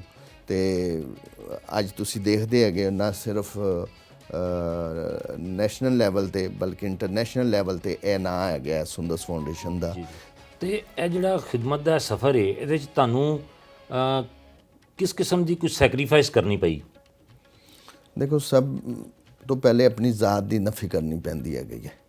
ਆਪਣੀ ਜ਼ਾਤ ਦੀ ਤੁਸੀਂ ਨਫੀ ਕਰੋਗੇ ਅਤੇ ਫਿਰ ਹੀ ਜਿਹੜਾ ਹੈਗਾ ਨਾ ਤੁਸੀਂ ਕੋਈ ਕੰਮ ਕਰ ਸਕੋਗੇ, ਕਿਉਂਕਿ ਸਾਨੂੰ ਪਤਾ ਹੈਗਾ ਪਹਿਲੇ ਦਿਨ ਤੋਂ ਅਸੀਂ ਜਿਹੜੇ ਹੈਗੇ ਨੇ ਚੰਦ ਲੋਕਾਂ ਨੇ ਜਿਹੜਾ ਹੈਗਾ ਨਾ ਇਹ ਸਫ਼ਰ ਸ਼ੁਰੂ ਕੀਤਾ ਹੈਗਾ ਸੀ, ਅਤੇ ਯਾਨੀ ਮਹਿਦੂਦ ਤੌਰ 'ਤੇ ਸਟਾਫ ਦੇ ਮੈਂਬਰਾਂ ਹੈਗੇ ਸੀ, ਅਤੇ ਸਾਰਾ ਕੰਮ ਸਾਨੂੰ ਕਰਨਾ ਪੈਂਦਾ ਸੀ। ਸਾਨੂੰ ਜਿਹੜਾ ਹੈਗਾ ਨਾ ਉਹ ਅਗਰ ਸਾਡਾ ਸਫਾਈ ਵਾਲਾ ਨਹੀਂ ਸੀ ਹੁੰਦਾ ਤਾਂ ਬੋਕਰ ਵੀ ਸਾਨੂੰ ਮਾਰਨੀ ਪੈਂਦੀ ਹੈਗੀ ਸੀ। ਸਾਨੂੰ ਜਿਹੜਾ ਹੈਗਾ ਨਾ ਉਹ ਕੁਰਸੀਆਂ ਵੀ ਆਪ ਵੀ, ਟੇਬਲ ਵੀ ਸਾਫ਼ ਕਰਨੇ ਪੈਂਦੇ ਹੈਗੇ ਸੀ, ਅਤੇ ਮਰੀਜ਼ਾਂ ਦਾ ਵੀ ਖਿਆਲ ਜਿਹੜਾ ਹੈਗਾ ਨਾ ਆਪ ਹੀ ਰੱਖਣਾ ਪੈਂਦਾ ਹੈਗਾ ਸੀ। ਅਤੇ ਕਹਿਣ ਦਾ ਮਕਸਦ ਹੈਗਾ ਕਿ ਮੁਸ਼ਕਲਾਂ ਸਾਰੀਆਂ ਦੂਰ ਹੋ ਜਾਂਦੀਆਂ ਹੈਗੀਆਂ ਨੇ, ਤਕਲੀਫਾਂ ਸਾਰੀਆਂ ਦੂਰ ਹੋ ਜਾਂਦੀਆਂ ਹੈਗੀਆਂ ਨੇ ਜਦੋਂ ਤੁਸੀਂ ਆਪਣੀ ਜ਼ਾਤ ਦੀ ਨਫੀ ਕਰ ਦਿਓ। ਜਦੋਂ ਤੁਸੀਂ ਇਹ ਕਹੋ ਕਿ ਮੈਂ ਹੀ ਸਭ ਕੁਛ ਹੈਗੇ ਵਾਂ ਅਤੇ ਮੇਰੇ ਤੋਂ ਵੱਧ ਕੇ ਕੋਈ ਨਹੀਂ ਹੈਗਾ, ਨਹੀਂ, ਤੁਸੀਂ ਦੂਸਰੇ ਬੰਦੇ ਨੂੰ, ਦੂਸਰੇ ਲੋਕਾਂ ਨੂੰ ਜ਼ਿਆਦਾ ਅਹਿਮੀਅਤ ਦਿਓ, ਅਤੇ ਉਹ ਰੱਬ ਤਾਲਾ ਦੀ ਜ਼ਾਤ ਜਿਹੜੀ ਹੈਗੀ ਹੈ ਫਿਰ ਤੁਹਾਨੂੰ ਵੱਡਾ ਵੀ ਬਣਾਉਂਦੀ ਹੈਗੀ ਹੈ ਅਤੇ ਉੱਤੇ ਵੀ ਲੈ ਕੇ ਜਾਂਦੀ ਹੈ। ਅਤੇ ਇਸ ਚੀਜ਼ ਨੇ, ਇਹ ਜਿਹੜੀ ਤੁਸੀਂ ਸਮਾਜੀ ਖਿਦਮਤ ਕਰ ਰਹੇ ਹੋ ਇਸ ਵੇਲੇ, ਇਹਨੇ ਤੁਹਾਡੇ ਜ਼ਾਤੀ ਲਾਈਫ ਸਟਾਈਲ ਦੇ ਉੱਤੇ ਵੀ ਕੋਈ ਅਸਰ ਕੀਤਾ? ਮੈਂ ਸਮਝਦਾ ਹੈ ਕਿ ਮੈਂ ਇਹ 24 ਘੰਟੇ ਦਾ ਕੰਮ ਹੈਗਾ, ਅਤੇ ਇੱਥੇ ਨਾ ਦਿਨ ਹੁੰਦਾ ਹੈਗਾ ਨਾ ਕੋਈ ਰਾਤ ਹੁੰਦੀ ਹੈਗੀ, ਇਹ ਦੇਖਿਆ ਜਾਂਦਾ ਹੈਗਾ। ਇੱਥੇ ਤਾਂ ਮਰੀਜ਼ ਨੂੰ ਕਿਸੇ ਵਕਤ ਵੀ ਜਿਹੜਾ ਹੈਗਾ ਨਾ ਬਲੱਡ ਦੀ ਜਾਂ ਤੁਹਾਡੀ ਮਦਦ ਦੀ ਜ਼ਰੂਰਤ ਹੁੰਦੀ ਹੈਗੀ ਹੈ। ਅਤੇ ਮੈਂ ਤੁਹਾਨੂੰ ਨਾਲ ਦੱਸਦਾ ਰਹਾਂ ਕਿ ਸੁੰਦਸ ਫਾਊਂਡੇਸ਼ਨ ਜਿਹੜਾ ਹੈਗਾ ਨਾ 24 ਘੰਟੇ ਜਿਹੜਾ ਹੈਗਾ ਨਾ ਆਪਣੇ ਤਮਾਮ ਸੈਂਟਰ, ਤਮਾਮ ਮਰਾਕਜ਼ ਦੇ ਵਿੱਚ 24 ਘੰਟੇ ਸਰਵਿਸ ਦਿੰਦਾ ਹੈਗਾ। ਇਸ 24 ਘੰਟੇ ਦੇ ਨਾਲ ਜਿਹੜਾ ਹੈਗਾ ਨਾ ਕੋਈ ਈਦ ਸ਼ਬਰਾਤ 'ਤੇ ਵੀ ਛੁੱਟੀ ਨਹੀਂ ਹੁੰਦੀ ਹੈਗੀ। ਅਤੇ ਤੁਸੀਂ ਜਿਸ ਤਰ੍ਹਾਂ ਪੁੱਛਿਆ ਗਿਆ ਕਿ ਕੀ ਸੈਕਰੀਫਾਈਸ ਕਰਨਾ ਪੈਂਦਾ ਹੈਗਾ, ਤੁਹਾਨੂੰ ਆਪਣੀ ਫੈਮਿਲੀ ਨੂੰ, ਆਪਣੇ ਵਾਲਦੈਨ ਨੂੰ, ਆਪਣੇ ਭੈਣ ਭਰਾਵਾਂ ਨੂੰ, ਆਪਣੇ ਬੀਵੀ ਬੱਚਿਆਂ ਨੂੰ ਜਿਹੜਾ ਹੈਗਾ ਨਾ ਟਾਈਮ ਜਿਹੜਾ ਹੈਗਾ ਨਾ ਉਹ ਤੁਸੀਂ ਨਹੀਂ ਦੇ ਪਾਉਂਦੇ ਹੈਗੇ। ਜਾਂ ਤਾਂ ਤੁਸੀਂ ਜਿਹੜਾ ਬੇੜਾ ਚੁੱਕਿਆ ਹੈਗਾ ਉਹ ਮਰੀਜ਼ ਬੱਚਿਆਂ ਦਾ, ਉਹ ਦੁਖਾਰੀ ਮਾਵਾਂ ਦਾ, ਜਾਂ ਤਾਂ ਤੁਸੀਂ ਉਹ ਕਰ ਲਓ, ਜਾਂ ਤਾਂ ਫਿਰ ਤੁਸੀਂ ਜਿਹੜਾ ਹੈਗਾ ਨਾ ਆਪਣੇ ਬੱਚਿਆਂ ਦਾ ਜਾਂ ਉਹਨਾਂ ਦਾ ਖਿਆਲ ਰੱਖ ਲਓ। ਤੇ ਲੇਕਿਨ ਮੈਂ ਸ਼ੁਕਰ ਅਦਾ ਕਰਦਾ ਹੈਗਾ ਵਾਂ ਕਿ ਮੇਰੀ ਵਾਲਦਾ ਨੇ ਸਾਡਾ ਬਹੁਤ ਖਿਆਲ ਰੱਖਿਆ ਗਿਆ। ਮੇਰੀ ਮਿਸਿਸ ਜਿਹੜਾ ਹੈਗਾ ਨਾ ਮੇਰਾ ਬੜਾ ਸਾਥ ਦਿੱਤਾ ਹੈਗਾ, ਮੇਰੇ ਭੈਣ ਭਰਾਵਾਂ ਨੇ ਬੜਾ ਸਾਥ ਦਿੱਤਾ, ਮੇਰੀ ਵਾਲਦਾ ਨੇ ਸਾਥ ਦਿੱਤਾ, ਮੇਰੇ ਦੋਸਤ ਅਹਿਬਾਬ ਨੇ ਜਿਹੜਾ ਹੈਗਾ ਨਾ ਬੜਾ ਸਾਥ ਦਿੱਤਾ ਕਦੀ ਹੈਗਾ। ਫੈਮਿਲੀ ਚੋਂ ਕਦੀ ਕੋਈ ਇਤਰਾਜ਼ ਨਹੀਂ ਕੀਤਾ ਗਿਆ, ਕੋਈ ਨਾਰਾਜ਼ਗੀ ਦਾ ਇਜ਼ਹਾਰ ਨਹੀਂ ਕਦੀ ਹੋਇਆ? ਯਕੀਨਨ ਜਦੋਂ ਤੁਸੀਂ ਉਹਨਾਂ ਦੇ ਖੁਸ਼ੀ ਗਮੀ ਦੇ ਵਿੱਚ ਨਹੀਂ ਸ਼ਾਮਲ ਹੋ ਸਕੋਗੇ ਤੇ ਯਕੀਨਨ ਜਿਹੜਾ ਹੈਗਾ ਨਾ ਉਹ ਨਾਰਾਜ਼ਗੀ ਦਾ ਇਜ਼ਹਾਰ ਕਰਦੇ ਹੈਗੇ ਨੇ। ਲੇਕਿਨ ਹੁਣ ਇੰਨੇ ਸਾਲ ਗੁਜ਼ਰਨ ਤੋਂ ਬਾਅਦ ਉਹਨਾਂ ਨੂੰ ਵੀ ਪਤਾ ਚੱਲ ਗਿਆ ਹੈਗਾ ਕਿ ਇਸ ਕੰਮ ਦੀ ਕੀ ਅਹਿਮੀਅਤ ਹੈਗੀ। ਇਸ ਵਾਸਤੇ ਹੁਣ ਮੇਰੇ ਦੋਸਤ ਅਹਿਬਾਬ ਵੀ, ਅਜ਼ੀਜ਼ੋ ਘਰ ਵੀ ਹੁਣ ਸਮਝਦੇ ਹੈਗੇ ਨੇ ਕਿ ਇਹ ਬਹੁਤ ਵੱਡਾ ਕੰਮ ਹੈਗਾ, ਖਿਦਮਤ ਦਾ ਕੰਮ ਹੈਗਾ ਤੇ ਅਸੀਂ ਇਹਨੂੰ ਛੱਡ ਦੇਈਏ, ਇਹਦੇ ਨਾਲ ਨਾਰਾਜ਼ ਨਾ ਹੋਈਏ ਤੇ ਇਹ ਸਾਰੀਆਂ ਚੀਜ਼ਾਂ ਹੈਗੀਆਂ। ਇਸ ਫੀਲਡ ਦੇ ਵਿੱਚ ਹੁਣ ਬਹੁਤ ਸਾਰੇ ਅਦਾਰੇ ਇਸ ਵੇਲੇ ਕੰਮ ਕਰ ਰਹੇ ਨੇ ਤੇ ਸੁੰਦਸ ਦਾ ਅਗਰ ਜ਼ਿਕਰ ਕਰੀਏ ਤੇ ਕਿਹੜੀ ਚੀਜ਼ ਹੈ ਜਿਹਦੀ ਵਜ੍ਹਾ ਨਾਲ ਅਸੀਂ ਕਵਾਂਗੇ ਕਿ ਸੁੰਦਸ ਫਾਊਂਡੇਸ਼ਨ ਜਿਹੜੀ ਹੈ ਉਹ ਦੂਸਰੇ ਅਦਾਰਿਆਂ ਨਾਲੋਂ ਥੋੜੀ ਜਿੰਨੀ ਸੁਪੀਰੀਅਰ ਹੈ? ਸਾਰੇ ਅਦਾਰੇ ਜਿਹੜੇ ਇਸ ਫੀਲਡ ਦੇ ਵਿੱਚ, ਥੈਲੇਸੀਮੀਆ ਦੀ ਫੀਲਡ ਦੇ ਵਿੱਚ ਹੈਗੇ ਨੇ, ਸਾਰੇ ਅਦਾਰੇ ਅੱਛੇ ਹੈਗੇ ਨੇ, ਸਾਰੇ ਅਦਾਰੇ ਅੱਛਾ ਕੰਮ ਕਰ ਰਹੇ ਹੈਗੇ ਨੇ ਤੇ ਸੁੰਦਸ ਫਾਊਂਡੇਸ਼ਨ ਵੀ ਅੱਛਾ ਕੰਮ ਕਰ ਰਿਹਾ ਹੈਗਾ। ਮੈਂ ਤੁਹਾਨੂੰ ਇਹਦੀ ਮਿਸਾਲ ਇਹ ਦਿੰਦਾ ਹੈਗਾ ਵਾਂ ਕਿ ਸੁੰਦਸ ਫਾਊਂਡੇਸ਼ਨ ਦਾ ਮਕਾਮ ਇਸ ਵਾਸਤੇ ਜ਼ਿਆਦਾ ਸਮਝਦਾ ਹੈਗਾ ਵਾਂ, ਜਦੋਂ ਵੀ ਕੋਈ ਵਬਾ ਫੈਲੀ ਹੈਗੀ ਹੈ ਜਾਂ ਜਦੋਂ ਵੀ ਕੋਈ ਐਪੀਡੈਮਿਕ ਐਸਾ ਆਇਆ ਹੈਗਾ ਤੇ ਉਹਦੇ ਵਿੱਚ ਜਿਹੜਾ ਹੈਗਾ ਨਾ ਸੁੰਦਸ ਫਾਊਂਡੇਸ਼ਨ ਨੇ ਤੇ ਸੁੰਦਸ ਫਾਊਂਡੇਸ਼ਨ ਦੇ ਵਰਕਰਾਂ ਨੇ ਦਿਨ ਰਾਤ ਖਿਦਮਤ ਕੀਤੀ ਹੈ। ਅਗਰ ਤੁਸੀਂ 2005 ਦੇ ਜ਼ਲਜ਼ਲੇ ਦੀ ਗੱਲ ਕਰੋ ਤੇ ਉਹਦੇ ਵਿੱਚ ਵੀ ਸੁੰਦਸ ਫਾਊਂਡੇਸ਼ਨ ਤੇ ਸੁੰਦਸ ਫਾਊਂਡੇਸ਼ਨ ਦੇ ਵਰਕਰ ਨੇ ਦਿਨ ਰਾਤ ਜਿਹੜਾ ਹੈਗਾ ਨਾ ਉੱਥੇ ਜਿਹੜੇ ਜ਼ਖਮੀ ਹੋਏ ਹੈਗੇ ਸੀ, ਜਿਨ੍ਹਾਂ ਦੇ ਆਪਰੇਸ਼ਨ ਹੋਣੇ ਹੈਗੇ ਸੀ, ਉਹਨਾਂ ਵਾਸਤੇ ਬਲੱਡ ਇਕੱਠਾ ਕੀਤਾ, ਉਹਨਾਂ ਵਾਸਤੇ ਖੁਰਾਕ ਇਕੱਠੀ ਕੀਤੀ ਜਾਂ ਜੋ ਉਹਨਾਂ ਨੂੰ ਫੈਸਿਲਿਟੀ ਦੇ ਸਕਦੇ ਹੈਗੇ ਸੀ। ਫਿਰ ਉਹਦੇ ਬਾਅਦ ਤੁਸੀਂ ਆਪਣਾ ਕੀ ਕਹਿੰਦੇ ਹੈਗੇ ਨੇ ਡੈਂਗੀ ਦੇਖ ਲਓ। ਡੈਂਗੀ ਦੇ ਵਿੱਚ ਵੀ ਜਦੋਂ ਲੋਕਾਂ ਨੂੰ ਪਲੇਟਲੈਟਸ ਜਿਹੜੇ ਹੈਗੇ ਨੇ ਨਹੀਂ ਸੀ ਮਿਲਦੇ ਹੈਗੇ ਤੇ ਪੂਰੇ ਪੰਜਾਬ ਦੇ ਵਿੱਚ ਸ਼ੁਕਰ ਹੈ ਅਲਹਮਦੁਲਿਲਾ ਸੁੰਦਸ ਫਾਊਂਡੇਸ਼ਨ ਦੇ ਮਰਾਕਜ਼ ਜਿਹੜੇ ਹੈਗੇ ਨੇ ਨਾ 24 ਘੰਟੇ ਜਿਹੜੇ ਹੈਗੇ ਨੇ ਨਾ ਉਹ ਪਲੇਟਲੈਟਸ ਜਿਹੜੇ ਹੈਗੇ ਨੇ ਮਰੀਜ਼ਾਂ ਨੂੰ ਮੁਹੱਈਆ ਕਰ ਰਹੇ ਹੈਗੇ ਸੀ। ਉਹ ਅਗਰ ਤੁਸੀਂ ਜਿਹੜਾ ਹੈਗਾ ਨਾ ਇਹ ਹੋਣ ਵਾਲਾ ਤੁਸੀਂ ਕੋਵਿਡ-19 ਦੇਖ ਲਓ ਤੇ ਤਮਾਮ ਜਿਹੜੇ ਥੈਲੇਸੀਮੀਆ ਦੇ ਅਦਾਰੇ ਹੈਗੇ ਨੇ ਉਹ ਬੰਦ ਹੋ ਗਏ ਹੈਗੇ ਸੀ। ਉਹਨਾਂ ਨੇ ਆਪਣਾ ਜਿਹੜਾ ਹੈਗਾ ਨਾ ਸੈਂਟਰਸ ਜਾਂ ਉਹਨਾਂ ਨੇ ਮਹਿਦੂਦ ਕਰ ਦਿੱਤਾ ਜਾਂ ਉਹਨਾਂ ਨੇ ਬੰਦ ਕਰ ਦਿੱਤਾ। ਉਹਦੇ ਵਿੱਚ ਮੈਂ ਕੋਸ਼ਿਸ਼ ਕੀਤੀ ਹੈਗੀ ਆਪਣੇ, ਕਿਉਂਕਿ ਮੈਂ ਥੈਲੇਸੀਮੀਆ ਫੈਡਰੇਸ਼ਨ ਪਾਕਿਸਤਾਨ ਦਾ ਜਿਹੜਾ ਹੈਗਾ ਨਾ ਇਨਫੋਰਮੇਸ਼ਨ ਸੈਕਟਰੀ ਵੀ ਹੈਗੇ ਵਾਂ, ਅਹੁਦੇਦਾਰ ਹੈਗੇ ਵਾਂ। ਉਹਦੇ ਵਿੱਚ ਵੀ ਮੈਂ ਕੋਸ਼ਿਸ਼ ਕਰਕੇ ਤਮਾਮ ਅਦਾਰਿਆਂ ਵਾਲਿਆਂ ਨਾਲ ਜਿਹੜਾ ਮੀਟਿੰਗ ਕੀਤੀ, ਟੈਲੀਫੋਨਿਕ ਵੀ ਕੀਤੀ, ਮੈਂ ਉਹਨਾਂ ਨੂੰ ਮਿਲਿਆ ਵੀ ਤੇ ਉਹਨਾਂ ਨੂੰ ਕਾਇਲ ਕੀਤਾ ਹੈਗਾ ਕਿ ਤੁਸੀਂ ਜਿਹੜੇ ਹੈਗੇ ਨੇ ਨਾ ਜ਼ਿੰਦਗੀ ਮੌਤ ਤੇ ਆਉਣੀ ਹੈਗੀ ਇੱਕ ਨਾ ਇੱਕ ਦਿਨ, ਕਿਉਂ ਨਾ ਅਸੀਂ ਇਹਨਾਂ ਮਰੀਜ਼ਾਂ ਦੀ ਜਿਨ੍ਹਾਂ ਦਾ ਅਸੀਂ ਬੇੜਾ ਚੁੱਕਿਆ ਗਿਆ, ਅਸੀਂ ਇਹਨਾਂ ਦੀ ਖਿਦਮਤ ਕਰਦੇ ਹੋਏ ਅਗਰ ਸਾਡੀ ਜਾਨ ਚਲੀ ਜਾਏਗੀ ਤੇ ਅਸੀਂ ਸਮਝਾਂਗੇ ਕਿ ਅਸੀਂ ਬਹੁਤ ਵੱਡਾ ਕੰਮ ਕੀਤਾ। ਤੇ ਉਹਦੇ ਇਲਾਵਾ ਜਿਹੜਾ ਹੈਗਾ ਸੁੰਦਸ ਫਾਊਂਡੇਸ਼ਨ 24 ਘੰਟੇ ਤੇ ਹੈ। ਇਹਦੇ ਵਿੱਚ ਐਸੇ ਅਸੀਂ ਕੰਮ ਕੀਤੇ ਹੈਗੇ ਨੇ, ਥੈਲੇਸੀਮੀਆ ਦੀ ਰੋਕਥਾਮ ਵਾਸਤੇ ਕੰਮ ਕਰ ਰਹੇ ਹੈਗੇ ਆ, ਥੈਲੇਸੀਮੀਆ ਦੀ ਆਗਾਹੀ ਵਾਸਤੇ ਕੰਮ ਕਰ ਰਹੇ ਹੈਗੇ ਆ, ਹੋਰ ਜਿਹੜੇ ਐਸੇ ਮਾਮਲਾਤ ਹੈਗੇ ਨੇ ਉਹਨਾਂ ਨੂੰ ਦੇਖ ਰਹੇ ਹੈਗੇ ਆ। ਤੇ ਸੁੰਦਸ ਫਾਊਂਡੇਸ਼ਨ ਦਿਨ ਰਾਤ ਕੰਮ ਕਰਦੇ ਹੋਇਆ ਤੇ ਬਗੈਰ ਕਿਸੇ ਲਾਲਚ ਤੋਂ, ਬਗੈਰ ਕਿਸੇ ਤਮੇ ਤੋਂ, ਤੇ ਇਸ ਵਾਸਤੇ ਹਰ ਮਰੀਜ਼ ਦੇ ਤੇ ਹਰ ਜਿਹੜਾ ਬੰਦਾ ਹੈਗਾ ਉਹਦੀ ਦੁੱਖ ਤਕਲੀਫ ਦੇ ਵਕਤ ਦੇ ਉੱਤੇ ਕੰਮ ਆਉਂਦਾ ਹੈਗਾ। ਇਸ ਵਾਸਤੇ ਸੁੰਦਸ ਫਾਊਂਡੇਸ਼ਨ ਨੂੰ ਇੱਕ ਮੁਮਤਾਜ਼ ਮੁਕਾਮ ਹਾਸਲ ਹੈਗਾ। ਅੱਜ ਤੁਸੀਂ ਜਿਹਦੇ ਨਾਲ ਗੱਲ ਕਰੋ ਉਹ ਸ਼ੁਕਰ ਹੈ ਅਲਹਮਦੁਲਿਲਾ ਸੁੰਦਸ ਫਾਊਂਡੇਸ਼ਨ ਦੇ ਨਾਂ ਤੋਂ, ਸੁੰਦਸ ਫਾਊਂਡੇਸ਼ਨ ਦੇ ਕੰਮ ਤੋਂ ਵਾਕਿਫ ਹੈਗਾ। ਨਾਜ਼ਰੀਨ, ਖਾਨ ਸਾਹਿਬ ਨਾਲ ਗੁਫ਼ਤਗੂ ਦਾ ਸਿਲਸਿਲਾ ਜਾਰੀ ਹੈ। ਇੱਥੇ ਟਾਈਮ ਹੋਇਆ ਇੱਕ ਵਕਫੇ ਦਾ ਤੇ ਵਕਫੇ ਤੋਂ ਬਾਅਦ ਦੁਬਾਰਾ ਹਾਜ਼ਰ ਹੋਣੇ ਆ।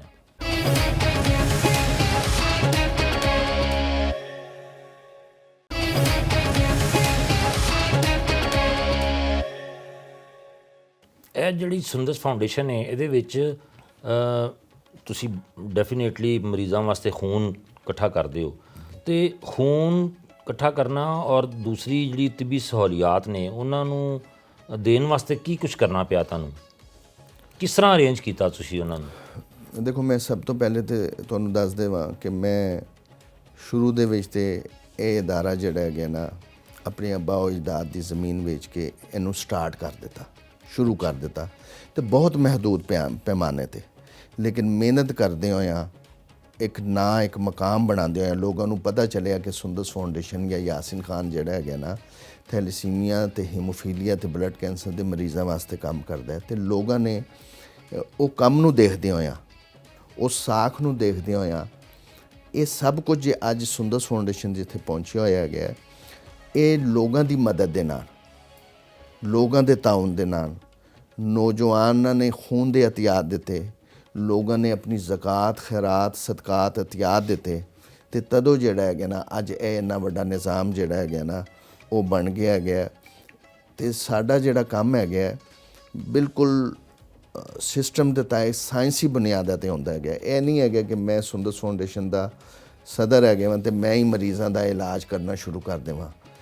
ਤੁਸੀਂ ਸਾਡੇ ਸੈਂਟਰ ਵੀ ਹੁਣ ਜਾਓਗੇ, ਤੁਹਾਨੂੰ ਅਸੀਂ ਉੱਥੇ ਦਿਖਾਵਾਂਗੇ, ਉੱਥੇ ਤਮਾਮ ਜਿਹੜੀ ਫੈਸਿਲਿਟੀਜ਼ ਹੈਗੀਆਂ ਨੇ ਉਹ ਕੁਆਲੀਫਾਈਡ ਲੋਕਾਂ ਦੇ, ਉਹ ਜਿਹੜੇ ਡਾਕਟਰ ਨੇ, ਹੀਮੇਟੋਲੋਜਿਸਟ ਹੈਗੇ ਨੇ, ਪੈਥੋਲੋਜਿਸਟ ਹੈਗੇ ਨੇ, ਮੈਡੀਕਲ ਟੈਕਨੋਲੋਜਿਸਟ ਹੈਗੇ ਨੇ, ਤਮਾਮ ਡਾਕਟਰਾਂ ਦੇ ਨਿਗਰਾਨੀ ਦੇ ਵਿੱਚ ਸਾਰਾ ਕੰਮ ਹੋ ਰਿਹਾ ਹੈਗਾ। ਅਸੀਂ ਉਹਨਾਂ ਵਾਸਤੇ ਸਹੂਲਤਾਂ ਮੁਹੱਈਆ ਕਰਦੇ ਹੈਗੇ ਹਾਂ। ਉਹਨਾਂ ਨੂੰ ਜਿਹੜੀ ਚੀਜ਼ ਦੀ ਜ਼ਰੂਰਤ ਹੁੰਦੀ ਹੈਗੀ ਹੈ ਉਹ ਲੋਕਾਂ ਨੂੰ ਗੁਜ਼ਾਰਿਸ਼ ਕਰਦੇ ਹੈਗੇ ਆ। ਲੋਕ ਸਾਡੀ ਗੱਲ ਸੁਣਦੇ ਹੈਗੇ ਨੇ, ਸਮਝਦੇ ਹੈਗੇ ਨੇ, ਮੰਨਦੇ ਹੈਗੇ ਨੇ, ਤੇ ਸਾਨੂੰ ਜਿਹੜੇ ਹੈਗੇ ਨੇ ਆਪਣੀ ਜ਼ਕਾਤ, ਖੈਰਾਤ, ਅਤਿਆਤ, ਸਦਕਾਤ ਦਿੰਦੇ ਹੈਗੇ ਨੇ, ਤੇ ਫਿਰ ਹੀ ਇਹ ਜਿਹੜਾ ਹੈਗਾ ਨਾ ਨਿਜ਼ਾਮ ਚੱਲ ਰਿਹਾ ਹੈਗਾ। ਤੇ ਇਹਦੇ 'ਚ ਰਜ਼ਾਕਾਰਾਂ ਦਾ ਕੀ ਕਿਰਦਾਰ ਹੈ? ਸਾਡੇ ਬਹੁਤ ਸਾਰੇ ਰਜ਼ਾਕਾਰ ਹੈਗੇ ਨੇ। ਰਜ਼ਾਕਾਰ ਤੇ ਇੱਕ ਖੂਨ ਦਾ ਅਤੀਆ ਦੇਣ ਵਾਲੇ ਵੀ ਰਜ਼ਾਕਾਰ ਹੈਗੇ ਨੇ, ਜਿਨ੍ਹਾਂ ਦੀ ਤਾਦਾਦ ਜਿਹੜੀ ਹੈਗੀ ਹੈ ਕਈ ਹਜ਼ਾਰਾਂ ਦੇ ਵਿੱਚ, ਬਲਕਿ ਹਜ਼ਾਰਾਂ ਵਿੱਚ ਕੀ ਮੈਂ ਕਹਾਂਗਾ ਕਿ ਲੱਖਾਂ ਵਿੱਚ ਪਹੁੰਚ ਗਈ ਹੋਈ ਹੈਗੀ ਹੈ।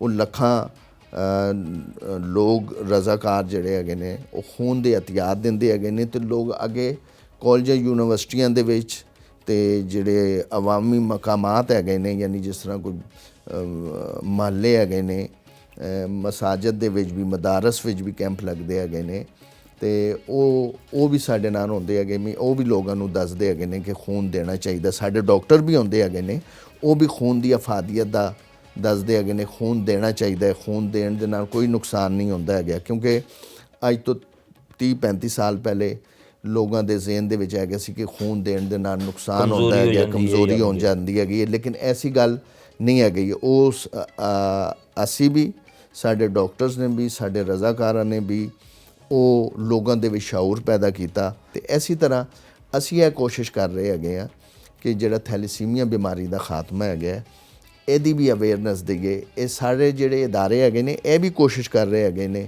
ਕਿ ਆਗਾਹੀ ਫੈਲਾ ਰਹੇ ਹੈਗੇ ਨੇ, ਤੇ ਲੋਕਾਂ ਨੂੰ ਦੱਸ ਰਹੇ ਹੈਗੇ ਨੇ ਕਿ ਸ਼ਾਦੀ ਤੋਂ ਪਹਿਲੇ ਇੱਕ ਛੋਟਾ ਜਿਹਾ ਟੈਸਟ ਜਿਹੜਾ ਹੈਗਾ ਨਾ ਕਰ ਲਓ, ਤਾਂ ਕਿ ਇਸ ਮੋਜ਼ੀ ਬਿਮਾਰੀ ਤੋਂ, ਇਸ ਬਿਮਾਰੀ ਤੋਂ ਤੇ ਇਸ ਤਕਲੀਫ ਤੇ ਪਰੇਸ਼ਾਨੀ ਤੋਂ ਸਭ ਨੂੰ ਛੁਟਕਾਰਾ ਮਿਲ ਸਕੇ। ਤੇ ਇਨਸ਼ਾਅੱਲਾ ਤਾਲਾ ਸੁੰਦਸ ਫਾਊਂਡੇਸ਼ਨ ਦਾ ਖੁਆਬ ਹੈਗਾ ਥੈਲੇਸੀਮੀਆ ਫ੍ਰੀ ਪਾਕਿਸਤਾਨ ਦਾ, ਤੇ ਉਹ ਇਨਸ਼ਾਅੱਲਾ ਤਾਲਾ ਇੱਕ ਨਾ ਇੱਕ ਦਿਨ ਸਾਡੀ ਕੋਸ਼ਿਸ਼ਾਂ ਨਾਲ, ਸਾਡੇ ਰਜ਼ਾਕਾਰਾਂ ਦੀਆਂ ਕੋਸ਼ਿਸ਼ਾਂ ਨਾਲ ਇਨਸ਼ਾਅੱਲਾ ਤਾਲਾ ਇੱਕ ਦਿਨ ਉਹ ਆਏਗਾ ਕਿ ਜਦੋਂ ਅਸੀਂ ਇਹਦੇ ਵਿੱਚ ਕਾਮਯਾਬੀ ਹਾਸਲ। ਖਾਨ ਸਾਹਿਬ, ਪਾਕਿਸਤਾਨ 'ਚ ਥੈਲੇਸੀਮੀਆ ਦੇ ਮਰੀਜ਼ਾਂ ਦੀ ਤਾਦਾਦ ਅੰਦਾਜ਼ਨ ਕਿਤਨੀ ਹੈ? ਥੈਲੇਸੀਮੀਆ ਦੇ ਜਿਹੜੇ ਮਰੀਜ਼ ਹੈਗੇ ਨੇ ਤਕਰੀਬਨ ਕੋਈ 1.25 ਲੱਖ ਜਾਂ 1.5 ਲੱਖ ਜਿਹੜਾ ਹੈਗਾ ਉਹਨਾਂ ਦੀ ਤਾਦਾਦ ਹੈਗੀ ਜਿਹੜੇ ਥੈਲੇਸੀਮੀਆ ਮੇਜਰ ਦੇ ਹੈਗੇ ਨੇ। ਤੇ ਉਹਦੇ ਤੋਂ ਜ਼ਿਆਦਾ ਤਾਦਾਦ ਜਿਹੜੀ ਹੈਗੀ ਕੈਰੀਅਰਸ ਦੀ ਹੈਗੀ ਹੈ, ਯਾਨੀ ਜਿਹੜੇ ਕੈਰੀਅਰਸ ਹੁੰਦੇ ਹੈਗੇ ਨੇ।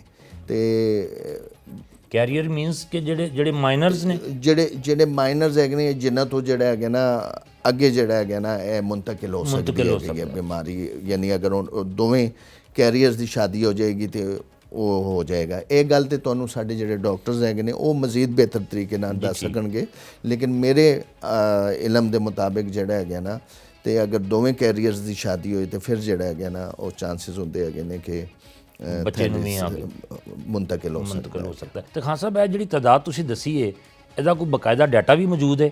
ਜੀ, ਉਹਦਾ ਡਾਟਾ ਵੀ ਮੌਜੂਦ ਹੈਗਾ, ਲੇਕਿਨ ਇਹ ਸਹੀ ਡਾਟਾ ਮੌਜੂਦ ਨਹੀਂ ਹੈਗਾ, ਕਿਉਂਕਿ ਤਸਦੀਕਸ਼ੁਦਾ ਡਾਟਾ ਨਹੀਂ, ਤਸਦੀਕਸ਼ੁਦਾ ਇਸ ਵਾਸਤੇ ਨਹੀਂ ਹੈਗਾ। ਜਿਸ ਤਰ੍ਹਾਂ ਮੈਂ ਤੁਹਾਨੂੰ ਦੱਸਾਂ ਕਿ ਪੰਜਾਬ ਦੇ ਐਸੇ ਦੂਰ ਦਰਾਜ਼ ਦੇ ਅਜ਼ਲਾ ਹੈਗੇ ਨੇ ਜਿੱਥੇ ਉੱਥੇ ਨਹੀਂ ਲੋਕ ਜਿਹੜਾ ਹੈਗੇ ਨਾ ਹਸਪਤਾਲਾਂ ਤੱਕ ਪਹੁੰਚ ਸਕਦੇ ਜਾਂ ਸਾਡੇ ਵਰਗੇ ਅਦਾਰਿਆਂ ਤੱਕ ਨਹੀਂ ਪਹੁੰਚ ਸਕਦੇ ਹੈਗੇ।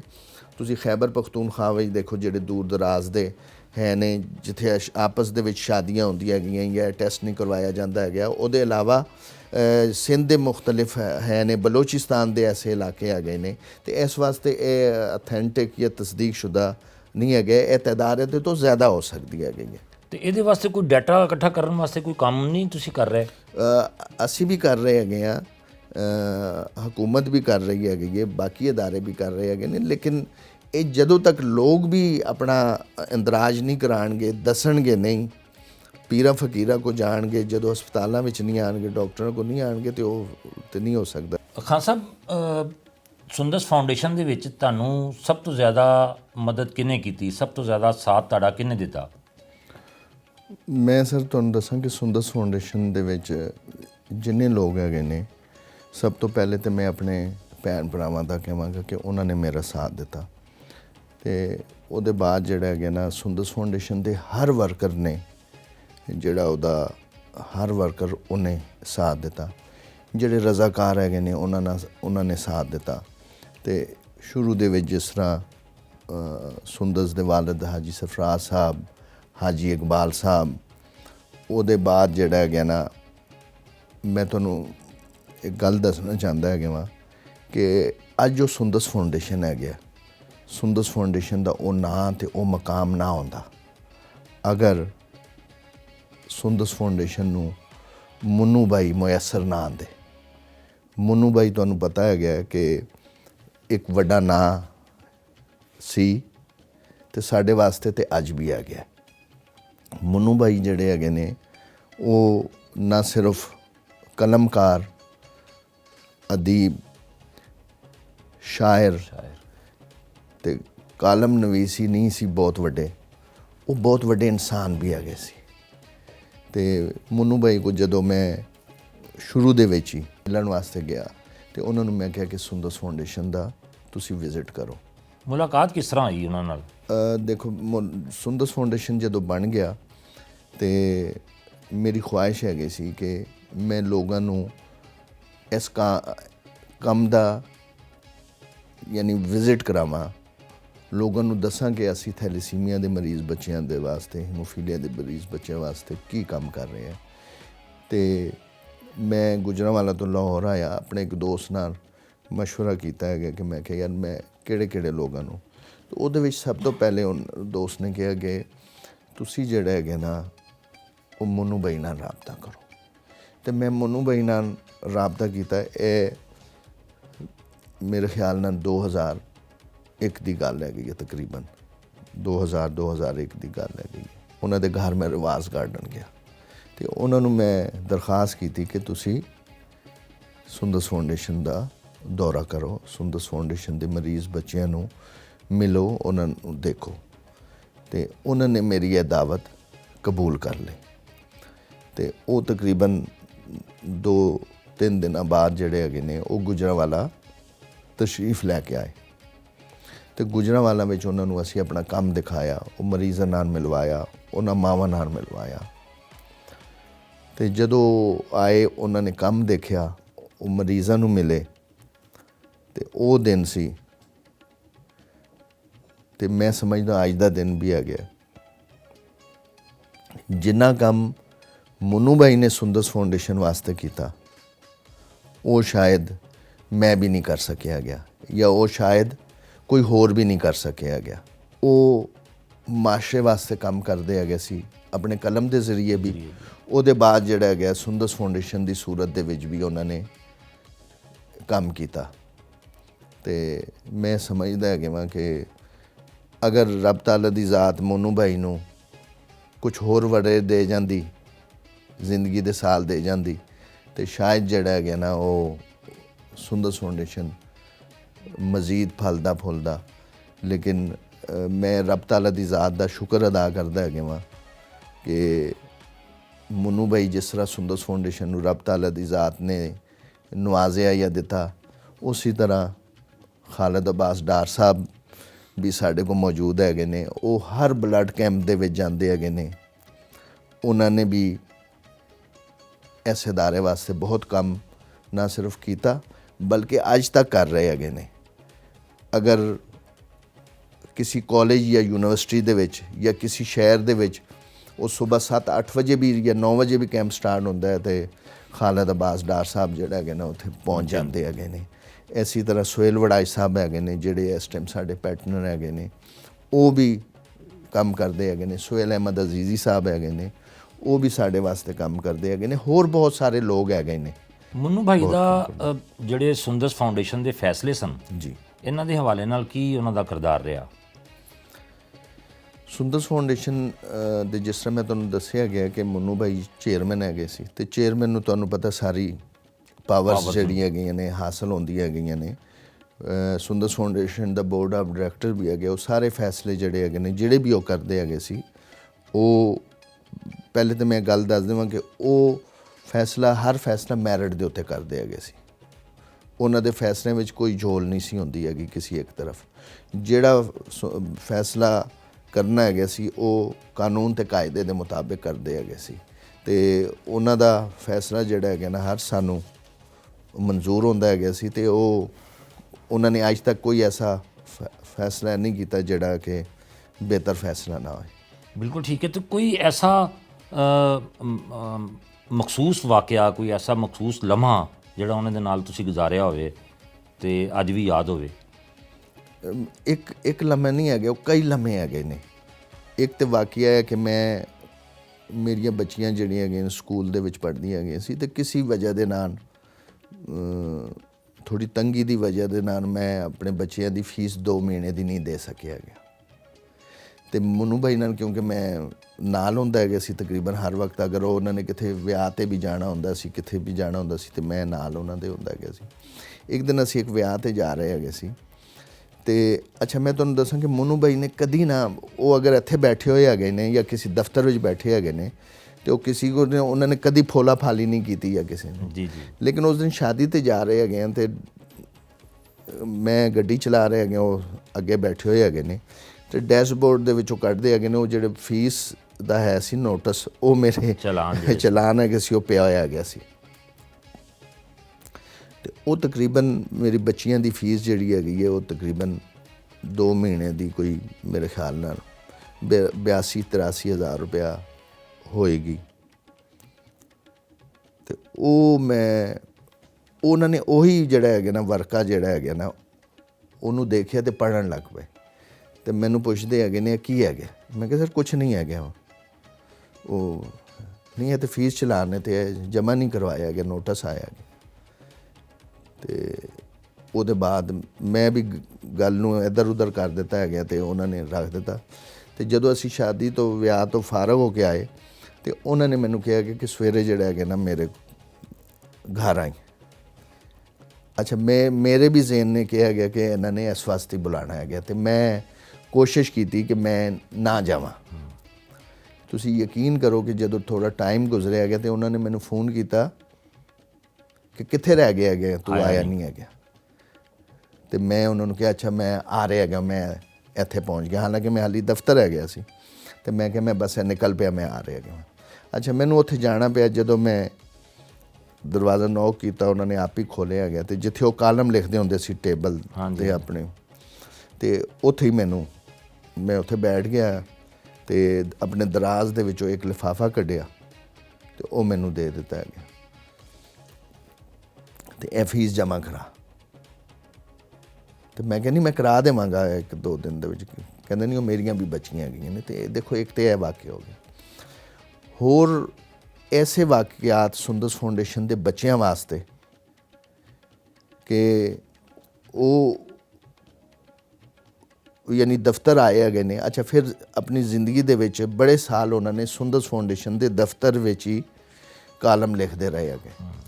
ਉਹ ਕਾਲਮ ਲਿਖ ਰਹੇ ਹੁੰਦੇ ਉੱਥੇ ਤੇ ਕਿਸੇ ਬੱਚੇ ਨੂੰ ਸੂਈ ਲੱਗਣੀ ਤੇ ਉਹਨੇ ਰੋ ਰਿਹਾ ਹੁੰਦਾ ਨਾ, ਸਾਨੂੰ ਆਵਾਜ਼ ਨਾ ਆਣੀ ਲੇਕਿਨ ਉਹਨਾਂ ਨੂੰ ਆਵਾਜ਼ ਆ ਜਾਣੀ। ਉਹਨਾਂ ਨੇ ਉਸੀ ਕੁਰਸੀ ਦੇ ਉੱਤੇ ਜਾਂ ਉਸੀ ਬੈੱਡ ਦੇ ਉੱਤੇ ਜਾਣਾ ਜਿੱਥੇ ਉਸ ਬੱਚਾ ਰੋ ਰਿਹਾ ਹੁੰਦਾ ਹੈਗਾ ਸੀ ਤੇ ਉਹਨੂੰ ਜਾ ਕੇ ਜਿਹੜਾ ਹੈਗਾ ਨਾ ਉਹਨੂੰ ਖੂਨ ਵੀ ਲੱਗਿਆ ਹੋਇਆ ਹੈਗਾ ਤੇ ਉਹਨੂੰ ਉੱਥੇ ਪਿਆਰ ਵੀ ਕਰ ਰਹੇ ਹੈਗੇ ਨੇ, ਮੱਥੇ ਵੀ ਚੁੰਮ ਰਹੇ ਹੈਗੇ ਨੇ ਤੇ ਉਹ ਕਰ ਰਹੇ ਹੈਗੇ। ਤੇ ਮੈਂ ਕਹਿੰਦਾ ਮੈਨੂੰ ਬਈ ਨਾ ਉਹ ਜ਼ਰਾ ਬਲੱਡ ਲੱਗਿਆ ਹੋਇਆ ਤੇ ਉਹਨੂੰ ਕਹਿੰਦਾ ਨਹੀਂ ਮੈਨੂੰ ਇਹਨਾਂ ਦੇ ਵਿੱਚੋਂ ਜਿਹੜੇ ਹੈਗੇ ਨਾ ਜੰਨਤ ਦੀ ਖੁਸ਼ਬੂ ਆਉਂਦੀ ਹੈਗੀ। ਪਰ ਅਹਿਮ ਵਾਕਿਆ ਸੁਣਾਉਂਦਾ ਹੈਗਾ ਵਾ। ਤੁਹਾਨੂੰ ਪਤਾ ਹੈਗਾ ਕਿ ਮੋਨੂ ਬਾਈ ਦਾ ਤਕਰੀਬਨ ਜਦੋਂ 2010 ਹੈਗੇ ਸੀ ਮੇਰੇ ਖਿਆਲ ਨਾਲ, ਮੋਨੂ ਬਾਈ ਬ੍ਰੇਨ ਹੈਮਰੇਜ ਹੋਇਆ ਉਹਨਾਂ ਨੇ, ਅਤੇ ਉਹ ਵੈਂਟੀਲੇਟਰ 'ਤੇ ਤਕਰੀਬਨ 20-22 ਦਿਹਾੜੇ ਜਿਹੜੇ ਹੈਗੇ ਨੇ ਉਹ ਵੈਂਟੀਲੇਟਰ 'ਤੇ ਰਹੇ, ਅਤੇ ਬੜੀ ਕ੍ਰਿਟੀਕਲ ਕੰਡੀਸ਼ਨ ਹੈਗੇ ਸੀ। ਅਤੇ ਤੁਸੀਂ ਅਸੀਂ ਅਤੇ ਸੁੰਦਰਸ ਦੇ ਤਮਾਮ ਬੱਚੇ ਜਿਹੜੇ ਹੈਗੇ ਨੇ ਦੁਆ ਮੰਗ ਰਹੇ ਹੈਗੇ ਸੀ, ਅਤੇ ਪੂਰਾ ਮੁਲਕ ਉਹਨਾਂ ਵਾਸਤੇ ਦੁਆ ਕਰ ਰਿਹਾ ਹੈਗਾ ਸੀ। ਅਤੇ ਉੱਥੇ ਥੈਲੇਸੀਮੀਆ ਦੇ ਅਤੇ ਹੀਮੋਫੀਲੀਆ ਦੇ ਅਤੇ ਬਲੱਡ ਕੈਂਸਰ ਦੇ ਬੱਚੇ ਵੀ ਰੋਜ਼ਾਨਾ ਦੀ ਬੁਨਿਆਦ 'ਤੇ ਉਹਨਾਂ ਦੇ ਵਾਲਦੈਨ ਸਾਰੇ ਜਿਹੜੇ ਹੈਗੇ ਨੇ ਸੈਂਟਰਾਂ ਦੇ ਵਿੱਚ ਵੀ ਦੁਆ ਕਰਦੇ ਸੀ, ਆਪਣੇ ਘਰਾਂ ਵਿੱਚ ਵੀ ਦੁਆ ਕਰਦੇ ਸੀ। ਅਤੇ ਜਦੋਂ ਰੱਬ ਤਾਲਾ ਦੀ ਜ਼ਾਤ ਨੇ ਕਰਮ ਕੀਤਾ ਹੈਗਾ ਕਿ 20-22 ਦਿਨਾਂ ਬਾਅਦ ਜਦੋਂ ਵੈਂਟੀਲੇਟਰ 'ਤੇ ਉਤਰੇ, ਅਤੇ ਉਸ ਟਾਈਮ ਮੈਂ ਜਦੋਂ ਉਹਨਾਂ ਨੂੰ ਵੈਂਟੀਲੇਟਰ 'ਤੇ ਲਾ ਰਿਹਾ ਸੀ ਅਤੇ ਮੈਂ ਮੌਜੂਦ ਹੈਗਾ ਸੀ। ਜਦੋਂ ਵੈਂਟੀਲੇਟਰ 'ਤੇ ਲਾਇਆ ਉਹਨਾਂ ਨੂੰ, ਅਤੇ ਥੋੜ੍ਹੀ ਦੇਰ ਬਾਅਦ ਮੋਨੂ ਬਾਈ ਨੂੰ ਹੋਸ਼ ਆਇਆ, ਅਤੇ ਉਹਨਾਂ ਨੇ ਮੇਰਾ ਇਹ ਵਾਲਾ ਹੱਥ ਫੜ ਕੇ, ਯਾਨੀ ਖੱਬਾ ਹੱਥ ਫੜ ਕੇ, ਅਤੇ ਇਸ ਤਰ੍ਹਾਂ ਕੀਤਾ, ਅਤੇ ਉਹਨਾਂ ਦੇ ਅਲਫਾਜ਼ ਜਿਹੜੇ ਹੈਗੇ ਸੀ, ਤੁਸੀਂ ਯਕੀਨ ਕਰੋ ਕਿ ਮੈਂ ਅੱਜ ਵੀ ਉਹ ਮੈਨੂੰ ਯਾਦ ਆਉਂਦੇ ਹੈਗੇ ਨੇ, ਮਜ਼ਬੂਤੀ ਨਾਲ ਫੜ ਕੇ, ਅਤੇ ਕਹਿੰਦੇ ਹੈਗੇ ਤੈਨੂੰ ਪਤਾ ਹੈਗਾ ਕਿ ਰੱਬ ਤਾਲਾ ਦੀ ਜ਼ਾਤ ਨੇ ਜਿਹੜੀਆਂ ਮੇਰੀਆਂ ਸਾਵਾਂ ਬਹਾਲ ਕੀਤੀਆਂ ਹੈਗੀਆਂ ਨੇ ਜਾਂ ਮੈਨੂੰ ਦੂਸਰੀ ਜ਼ਿੰਦਗੀ ਦਿੱਤੀ ਹੈਗੀ ਹੈ, ਇਹ ਉਹ ਥੈਲੇਸੀਮੀਆ ਅਤੇ ਹੀਮੋਫੀਲੀਆ ਦੇ ਬੱਚਿਆਂ ਦੀਆਂ ਦੁਆਵਾਂ ਦਾ ਨਤੀਜਾ ਹੈਗਾ। ਅਤੇ ਇਹੋ ਜਿਹੇ ਹੋਰ ਬੜੇ ਵਾਕਿਆਤ ਹੈਗੇ ਨੇ। ਅਤੇ ਬਸ ਮੈਂ ਤਾਂ ਮੋਨੂ ਬਾਈ ਵਾਸਤੇ ਦੁਆ ਕਰ ਸਕਦਾ ਹੈਗਾ ਵਾ। ਮੋਨੂ ਬਾਈ ਦੁਨੀਆ ਵਿੱਚੋਂ ਤਾਂ ਚਲੇ ਗਏ ਹੈਗੇ ਨੇ, ਲੇਕਿਨ ਸੁੰਦਰਸ ਫਾਊਂਡੇਸ਼ਨ ਦੇ ਅਤੇ ਉਹ ਸਾਰੇ ਥੈਲੇਸੀਮੀਆ ਦੇ ਬੱਚਿਆਂ ਵਾਸਤੇ ਜਿਨ੍ਹਾਂ ਵਾਸਤੇ ਉਹਨਾਂ ਨੇ ਕੰਮ ਕੀਤਾ ਹੈਗਾ, ਉਹਨਾਂ ਦੇ ਦਿਲਾਂ ਅਤੇ ਦਿਮਾਗਾਂ ਦੇ ਵਿੱਚ ਅਤੇ ਉਹਨਾਂ ਦੀਆਂ ਅੱਖਾਂ ਵਿੱਚ ਅੱਜ ਵੀ ਜ਼ਿੰਦਾ ਹੈਗੇ ਨੇ। ਬੇਸ਼ੱਕ ਬੇਸ਼ੱਕ, ਬਿਲਕੁਲ ਠੀਕ।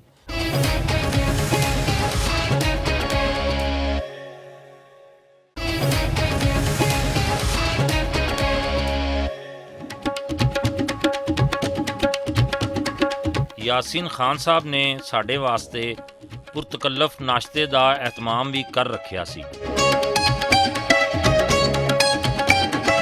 ਨਾਸ਼ਤੇ ਤੋਂ ਬਾਅਦ ਅਸੀਂ ਸੁੰਦਰਸ ਫਾਊਂਡੇਸ਼ਨ ਦੇ ਦਫ਼ਤਰ ਦੀ ਤਰਫ ਰਵਾਨਾ ਹੋਏ।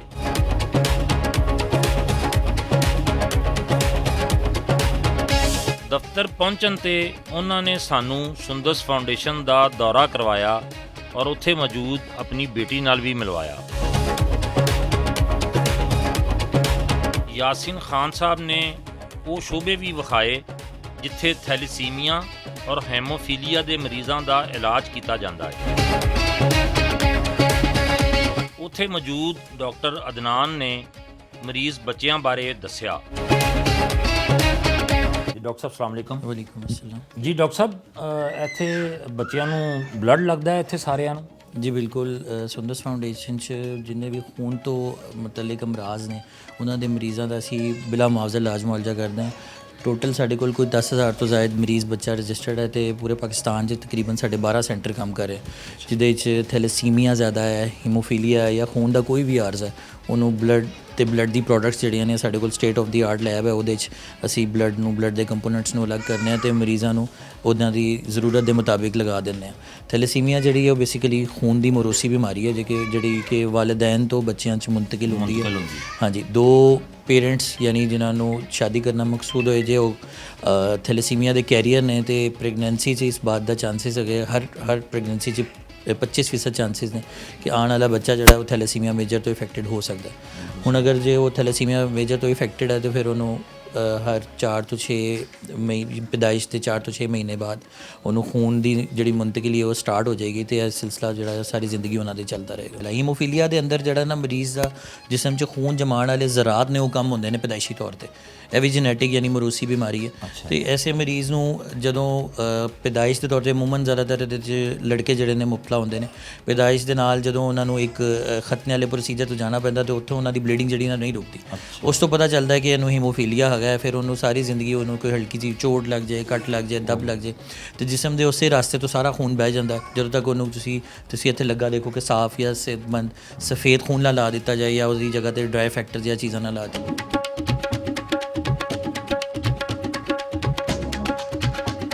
ਬਾਅਦ ਵਿੱਚ ਡਾਕਟਰ ਅਦਨਾਨ ਨੇ ਲੈਬੋਰਟਰੀ ਦਾ ਦੌਰਾ ਵੀ ਕਰਵਾਇਆ।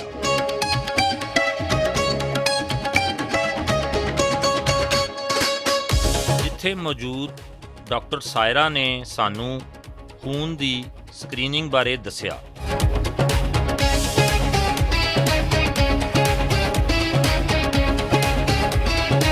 ब्लड को यहाँ स्क्रीन किया जाता है हेपेटाइटिस बी, सी, सिफिलिस और मलेरिया। ये वो तमाम बीमारियाँ हैं जो खून लगने से बच्चों में हो सकती मुंतकिल हो सकती हैं। तो हमारी कोशिश ये होती है कि जो थैलेसीमिया के मरीज़ हैं ऑलरेडी उनको एक बीमारी है, तो ये इनको कोई और हमारी तरफ से कोई बीमारी ना ट्रांसफ़र हो जाए या खून लगने की वजह से। तो मुकम्मल तौर पे हमारे पास जो हाई स्टैंडर्ड का इक्विपमेंट है वो मौजूद है। हम उस पर टेस्टिंग करते हैं, जिसको क्लाया मेथड से कहते हैं टेस्टिंग, वो की जाती है। ਇੱਥੇ ਆਮ ਤੌਰ ਤੇ ਸਕਰੀਨਿੰਗ ਦਾ ਸਭ ਤੋਂ ਵੱਡਾ ਮਸਲਾ ਜੀ, ਬਣਦਾ ਹੈ। ਜੀ, ਜੀ, ਬਿਲਕੁਲ। ਬਹੁਤ ਸਾਰੀਆਂ ਲੈਬਸ ਜਿਹੜੀਆਂ ਨੇ ਉਹ ਗਲਤ ਰਿਪੋਰਟਾਂ ਦੇ ਦਿੰਦੀਆਂ ਨੇ ਤੇ ਅਗਰ ਬਲੱਡ ਦੀ ਸਕਰੀਨਿੰਗ ਸਹੀ ਤਰੀਕੇ ਨਾਲ ਨਾ ਹੋਈ ਹੋਵੇ बिल्कुल ਤੇ ਮਰੀਜ਼ ਵਾਸਤੇ ਤਾਂ ਜ਼ਿਆਦਾ ਮਸਲੇ। बिल्कुल, ये सबसे ज़रूरी काम है कि जो बच्चों को खून लग रहा है वो सेफ़ हो।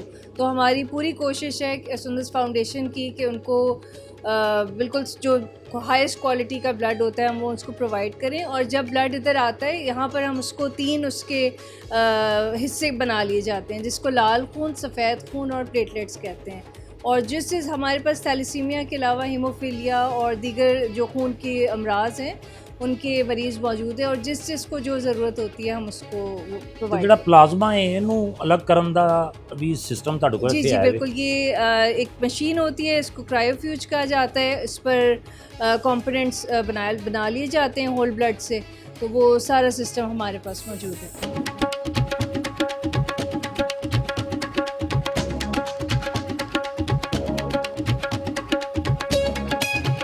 ਲੈਬੋਰਟਰੀ ਵਿੱਚ ਮੌਜੂਦ ਪ੍ਰੋਫੈਸਰ ਡਾਕਟਰ ਸਾਇਮਾ ਨੇ ਸਾਨੂੰ ਉਹ ਜਦੀਦ ਮਸ਼ੀਨਾਂ ਵੀ ਦਿਖਾਈਆਂ ਜਿਨ੍ਹਾਂ ਵਿੱਚ ਖੂਨ ਦੇ ਸੈੱਲਜ਼ ਨੂੰ ਅਲੱਗਾ ਕਰਨ ਔਰ ਪਲਾਜ਼ਮਾ ਨੂੰ 2 ਸਾਲ ਤੱਕ ਸਟੋਰ ਕਰਨ ਦੀ ਸਲਾਹੀਅਤ ਮੌਜੂਦ ਹੈ।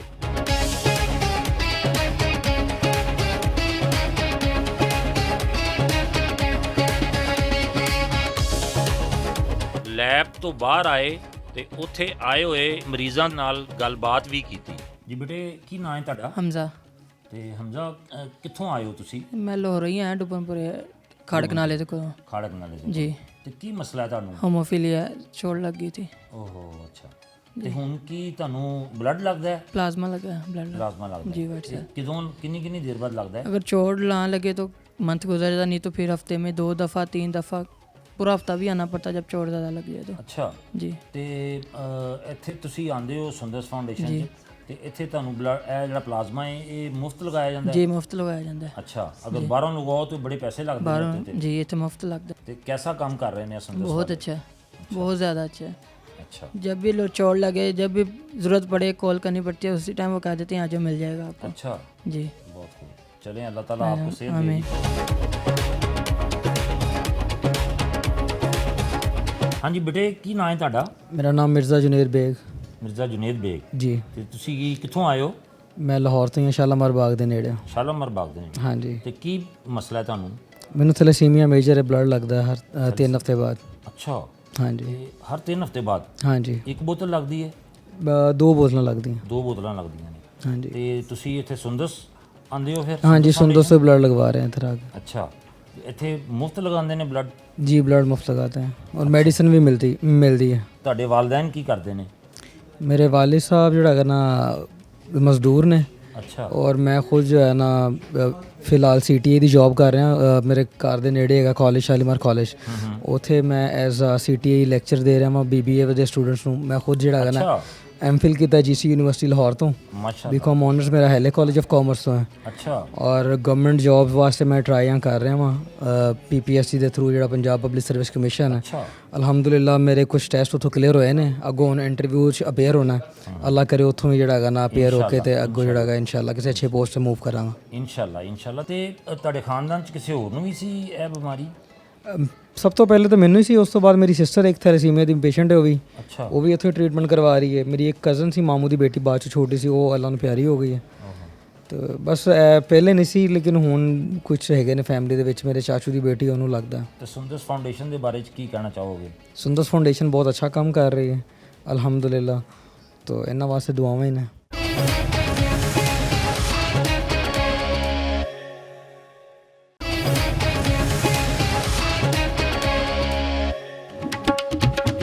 ਬਾਅਦ ਵਿੱਚ ਉਸ ਸ਼ੋਬੇ ਦਾ ਦੌਰਾ ਕੀਤਾ ਜਿੱਥੇ ਮਰੀਜ਼ਾਂ ਦੀ ਫਿਜ਼ੀਓਥੈਰੇਪੀ ਕੀਤੀ ਜਾ ਰਹੀ ਸੀ।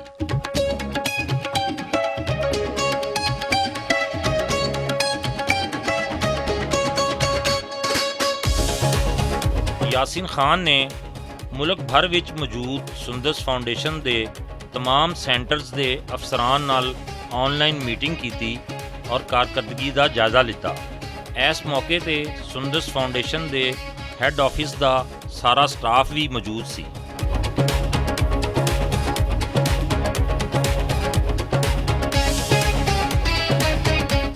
मीटिंग तो फारग हो के सुंदस फाउंडेशन के डायरैक्टर और ਲੈਜੈਂਡਰੀ ਫਨਕਾਰ ਖਾਲਦ ਅਬਾਸ ਡਾਰ ਨਾਲ ਵੀ ਗੁਫ਼ਤਗੂ ਕੀਤੀ।